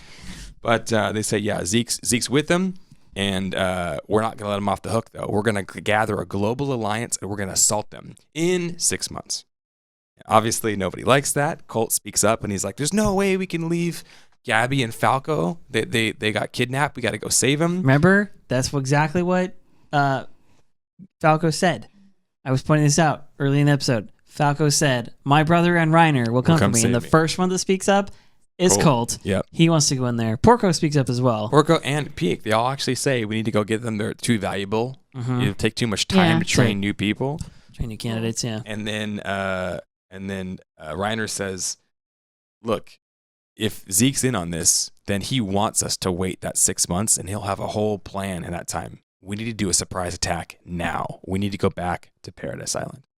Now, the real question is this what Zeke is actually planning for? So then they zoom in on everybody's faces, and everyone looks like, we're going to go fight. Except for one person. Porco's smiling. Dude, he's a hothead. He is like the hottest of the hotheads, I think. I don't think he's smiling because he's like, yeah, fight. I think he's smiling because he's happy about how that conversation went, because it went where he wanted it to go. Yeah, I could see it. He wants vengeance. He wants to go there. Is it for vengeance or is it for some other reason? Okay. So we're going to go to prediction section. Oh, I don't have my jacket on. Yeah, we didn't put our jackets on. Shoot. I had this sitting here the whole time. None of us have our gear. And then I was like, well, I guess we're not wearing those today. You guys, we really appreciate if you would check out our Teespring link. We have an amazing artist who made a super, super, super dope, triple dope distilled logo for us. Put it on some sick t-shirts that come all sorts of colors and a few different mugs. So if you're thirsty and you need to drink something that will satiate your Titan blood thirst, check out our Teespring link. And we appreciate you guys for joining the squad, for being with us, for following us on twitch.tv/beyondthebasement. Yes. Find us on Twitch. Find us on YouTube. Subscribe. Give us a like. Drop us a comment if you're appreciating the content. I think we already said this. I don't know if it's in the recording. We just hit our first 1,000. Yay. Okay, baby. Let's go. Thanks to the OGs who've been with us for like the longest time. Seriously, it's been amazing. Yeah, things are growing really quickly around here, so that's awesome.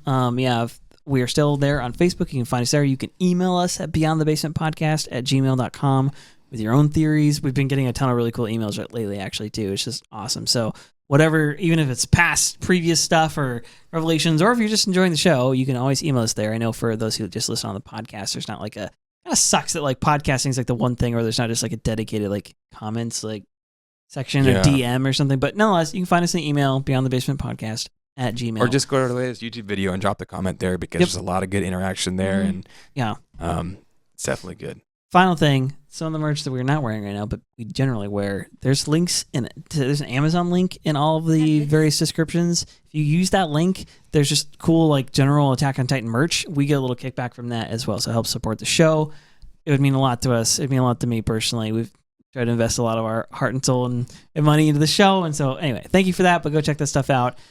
Having said that, leave now if you're not interested in what we are going to predict. We're anime onlys. We don't know what's going to happen. We actually don't know. But we do try to get detective-like on this. Yeah. So do you want to go to yours first? Or you're just hot? I have two. Hot off the press. I have two. Okay.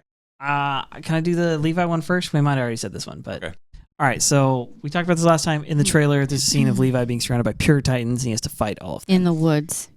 Okay, we didn't get on this where he is right now. Full thing last episode, but I want to mention it. In the last episode, we see Niccolo. He has a bottle of wine. He's feeding it to the military police kind of brass. Remember? The server comes down, and he's like, I think you're looking for this bottle. Yeah. Creepy music plays. And his eyes are like demon shining. And in I'm the like, darkness. Niccolo is poisoning. Yeah, he goes, oh, Niccolo, the server guy. And I'm like, oh, Niccolo's poisoning this guy. Like, why would he do that? And I'm like, okay, it made sense at the end. At the end of the episode, we get a really quick cut of Zeke. He's reading there in the woods, and he's being guarded by Paradise guards. And the Paradise guards are drinking, guess what? A bottle of wine that has the exact same label. And in both scenes, it's labeled out. It's very specific. And so I highlighted this on the thumbnail from the previous video.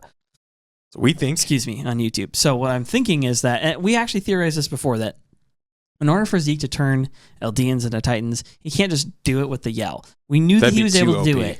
We knew that he was able to do it even before they showed us in season 4, episode 1. but he does it with a shout. But the thing is the people on the plane look like they're drugged or there's something wrong with them. Something is wrong with them. They all look sedated or drugged or something. Yeah, for sure. So we were kind of convinced like they had to ingest something or had to be of a certain... Something was wrong with them. That's why he was able to transform them. My theory is that what was in the wine is whatever that chemical or whatever compound is necessary for Zeke to use his shouting power and turn them into Titans. So my theory is that the Braus, the military police guys that were drunk and whatever and drinking that wine are going to go out and pay Zeke a visit to have a talk with him.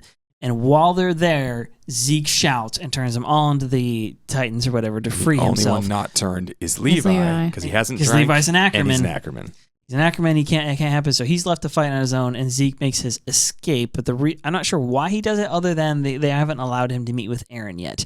And so that's crazy theory number one. So do we think then, we have theorized that he did something to the water supply of Connie's village, and that's how he was able to turn everybody at once. Right. Or they were sleeping and that was enough to make them like... maybe they have to be in a state of sedation of some sort. Exactly. And maybe the alcohol's enough. Maybe it doesn't have to be special. Maybe it's just really strong alcohol, and that's enough to make them sedated enough for the call to be able to... Okay, I can see. So it doesn't... Yeah, I see what you're saying. So theory number 2 is more from this episode. The one that I blew my mind here for a second. They're planning to go in and do the test rumbling thing at Shiganshina. I don't think Eren's gonna like that. Eren's from Shiganshina. I was thinking about that too.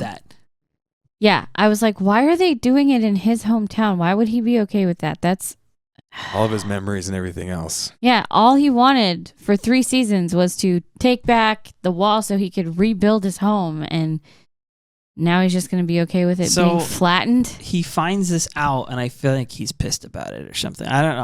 I'm just know that the fact that Shiganshina is going to play into it somehow. He's not. I don't think he's going to be happy with that one. One of our comments on our YouTube video was talking about what's going to happen when Reiner finds out that Historia's pregnant, call Murray straight. But one of the other ones that actually I thought had some merit to it was the fact that Historia is randomly with this random farm boy, and she doesn't seem very happy about it. She's not living her best life as a queen with all these babies. Yeah. She's like, I need you to do something for me, basically. I need you to look like you're my husband. So we're like, okay, well, who's the real father? Remember when Eren gets all worked up at Hange? Yeah. Why does he get worked up? Because she questions whether or not he cares about Historia. What if Eren is the father? I pretty much think that for the good of I pretty much already have thought that this whole time. What? When we first saw it, you were like, who's the father? Is it Eren? And I'm like, yeah, I think it probably is. How heartbroken is Mikasa? Are we ever going to know that? Don't tell Mikasa. Don't tell her, dude. That's going to flip the switch for Mikasa. She's going to kill all of the Jaegers. And I'll kill everybody. Oh my gosh. It just turned into a really violent soap opera. Eren and Historia always seem to have some kind of a friendship. They always could talk to each other candidly, which seemed to be really special. He's one of the only people she trusted to tell any of her stuff to. Right, but he's also...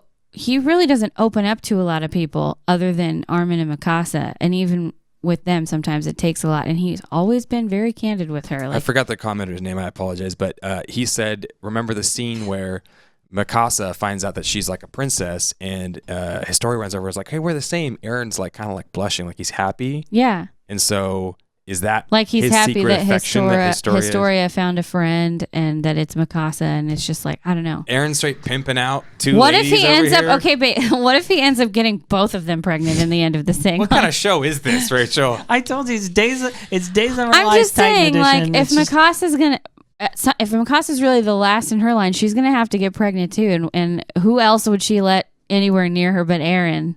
I'm not comfortable with this conversation. It would be crazy if he gets 2 girls pregnant. Yes, we are continuing doing the reactions. We apologize. The last couple haven't gotten out. It's been short technical difficulties. Not this time though. We got it. We got one for this episode. So, okay. The other theories that I don't have. You have that big long one. I don't have that. Oh. All right, continue.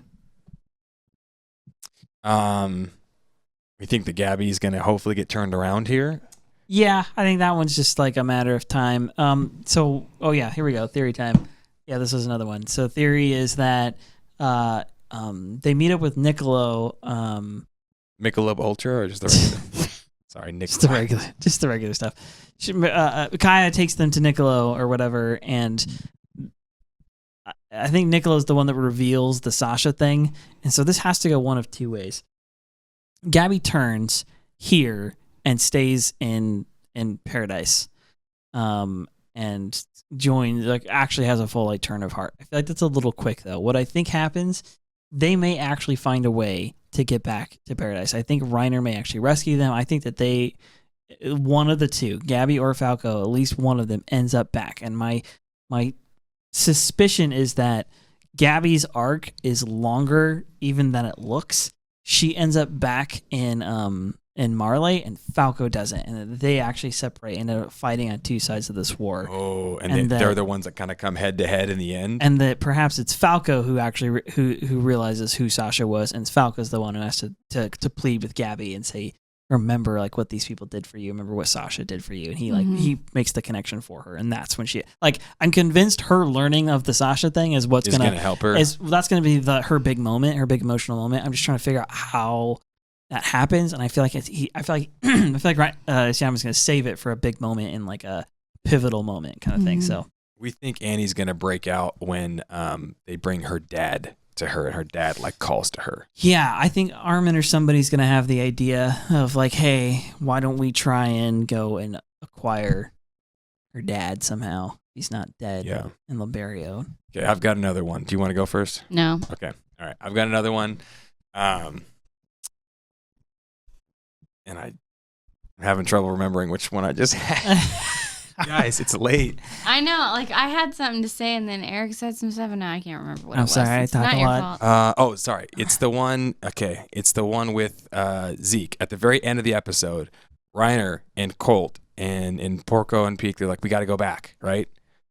What if Reiner is in on it? What if Colt is in on it? What if Colt and Reiner are compromised agents, and basically Peak and Porco are the only ones not compromised? Maybe they are, but remember the meetings that Zeke had with the people, and he said, hey, this is not a safe room, meaning, or Falco says it to, or sorry, Reiner says it to him, meaning that they know what's safe and what's not. So what do they say when nobody else is listening? I can see Reiner being in on it. I think Porco's maybe not Porco, maybe not Peak, but he's just too... Colt is the one who spent the most time with Zeke. So you would think that he'd become one of Zeke's followers. He's also related to a wall restorationist. Yes. Oh, true. Yeah, Falco and him are. And then Reiner basically is already on the same page. Like, he wants to have a free LD. He doesn't want to be an oppressor anymore. Like, he was ready to, like, not fight Eren right there at the end. Now, he did fight Eren, and there wasn't a lot of damage taken. It was just kind of like Eren decided not to kill him. And he said, oh, I can't kill him. Well, maybe it's because it's their plan that Reiner will rally the rest of the troops and bring them to Paradise to be able to get all the powers. Yeah, we were doing the math, and we realized that Paradise right now, so on the island of Paradise is the attack, so just as with Eren, is the attack titan, the Warhammer titan, and the founding titan. So that's 3.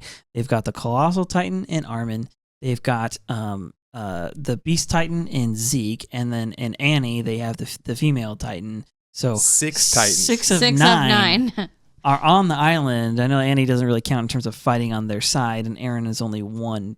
Eren person with 3 powers. Third of the power of Ymir, though. Right, but in terms of like Titan power, like Marley's at a pretty severe disadvantage here, and so if they send someone in, my next prediction is that Eren gets one more. If it happens, if and when this battle happens, that Piak, Porco, somebody else may well be consumed by Eren, and that is when the Ymir inside of him really starts to take over. Can I go long-term prediction on this one? I keep trying to nail the end of the show. I'm not sure if I can or not. Long-term prediction is Eren actually does go on a quest to like get all the Titans inside of him. Like that he wants to acquire all 9 powers for himself. So. I've said that for a while. I don't think it happens immediately. I think it's definitely going to take a little bit. I think other Titan powers are going to get shifted around. Sure. But because Zeke is so close to the end. Yeah. You think Eren's going to just eat him right now? I don't know. That's one that I was like, okay, well, maybe Zeke goes to Eren, and that's kind of this weird thing. They do the rumbling, and he goes, grab me that beast titan and bring him here. But he can't do the rumbling. Oh, yeah, unless it's Historia. That's what I'm saying. Yeah, if Historia or the kid, the pregnancy thing plays into it. But then I think I could definitely see Eren doing anything he can to keep her from turning into a Titan. Yeah. So why would he kill Zeke? He wouldn't want to kill keep Zeke. Historia from turning into a Titan. To keep the power. No, if he kills Zeke, then he has to turn Historia into a Titan. He bloodlusts. I don't know, dude. What I'm trying to say is that I think the Tatake thing, the two fights. Yes. What are the two Hange fights? mentions. I think ultimate. Like, this is a weird way. This is a theory that Eren is still in there, but it's the Ymir Titan thing that's kind of controlling him at this point, and will continue to, like, as he consumes more Titans, like, kind of take him over. And so the two fights are gonna, his goal and Ymir's goal, and are happening in the same body, and they end up being the same goal, which is acquire online powers. The Ymir side of him wants to acquire online powers to become this all-powerful, like, demon monster Titan thing. And the Eren side of him wants to acquire Darth online. Vader. Yeah, he wants to acquire online powers because he has faith in Mikasa and Armin to find a way to kill him when the time comes and destroy the Titans. Caveman Ryan had a theory. He thinks that Eren does not want to do the rumbling. I don't think so either. I think when he was like, Hange, tell me you have another. I don't think he's being crazy violent. I think he's actually saying, please tell me you have something up your sleeve. No, he seemed pretty violent. Even though he didn't say please. I think he's putting on a good show. Someone said in the manga, one of the lines there that made it a little bit more simple was Hange says, "You're right. There is no other way." Mm-hmm. So maybe she's conceded, and he's like, I definitely think Hange thinks that. She's the one who went with Zeke's plan. I think she knows. Okay, what's the thing that Hange goes to investigate right now, though? Remember, she has one more thing she has to investigate. Maybe she's trying to figure out who Historia's baby daddy is. Yeah, let's go. So the other part of Caveman Ryan's theory was, since Eren doesn't want the rumbling, that makes Zeke. That means Zeke has to die, and then his plan is that I think Falco's going to get the Beast Titan. This is what I think is going to happen now. I think it'd be less likely, but Falco's going to get the power. Yeah, so he thinks that Falco's going to get the power, basically, and I don't know how that would happen. Falco gets a Titan to me. I think it's hard to say. It's hard to say he doesn't. Zeke's the only one. Zeke and Reiner are the only ones who are close to their end. Anybody else, you're gonna have to forcibly take it from them. If they send an attack, if they send Eren's not that far from his end either anymore. Yeah, he still got some because when we're though. doing the flashbacks, which were 3 and 4 years ago, he had 5 years and then 4 years, and now we're 4 years in the future. So how many years does he really have left at this point? We did the math. No, he has a few years. He actually said it in the season so far. He says so in the flashback to 2 years ago, he said I have 5, so he's got 3 left. 3 years? Yeah. Okay. I was thinking 2 or 3. I mean, that's not a short amount, but it's definitely not a lot. Because Reiner has multiple years left. The only one who's really at the very end. Reiner's got at least, 2 or 3 years left, about too. 3 years, yeah. Because it seems like Reiner and Eren got turned around the same time. Probably within a few months or a year. I think some of the shows, I think the next chapter is going to play out in Paradis, but I think then we're going to go somewhere else. We're not going to go to Marley. We're not going to go to Paradis. It's going to go somewhere else internationally. Well, the World War thing is probably bound to happen. Yeah, and that's got to happen in Paradis the next couple episodes. You think the 6-month invasion thing is going to happen? Well, at least the Titan surprise invasion. The surprise attack seems like it's happening soon. I think that's going to be mostly a Marleyan thing. I don't think they're going to involve the world in that attack. Surprise attack. Yeah, they can't because it takes time to muster forces. Right. I think Reiner is talking about going in now, and I think that could be part of Zeke's plan, but maybe not. We'll just see. I just thought wouldn't that be convenient if he was in on the whole thing? It would be nuts. Reiner also really does care about the kids, so he could just be saying, "No, we have to go protect the kids," because that's the one reason he has fight left. He didn't have any fight against Eren because he was so conflicted, but now he has maybe a goal in mind. He can get some strength back. And he can go fight and say, hey, I'm not fighting for Marley. I'm fighting to protect these children. You think he gets in there, tries to grab like Falco and has a moment with like Falco in particular and is like... Lets him get the power? No, like maybe, but I'm saying like... I just Reiner turns. There's just no... He does. I don't know how and when, but like... I love Reiner's arc, man. Reiner turns. At some point. I don't think he dies an unhappy murderer. Suicidal murderer. I think he dies with some purpose. I hope so, man. I hope he gets a funeral.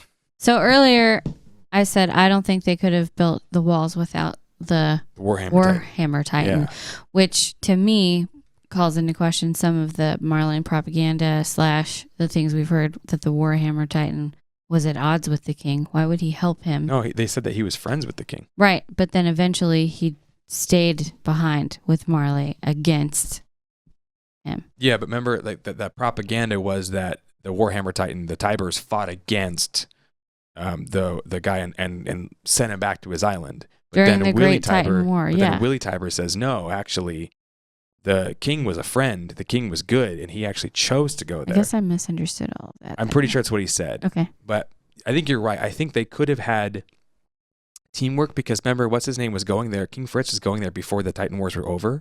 Yeah, that was the other thing. The Azumabito lady was saying they were going to that island where the king was. So what if they were all building all that stuff before while that was going on, before the war broke out? Mm-hmm. Yeah. And he was preparing We've yet to see the history. Which makes me wonder, why was he building the walls in the first place if it wasn't because as a result of the war, but it was something that happened before the war? Yeah, I think he was preparing. Was he preparing for the war the whole time? He wanted a sanctuary. We're going to get the real history at some point. At some point in the season, it's pretty obvious to me that we're going to get the Ymir story, the actual Ymir story. I'm pumped for that.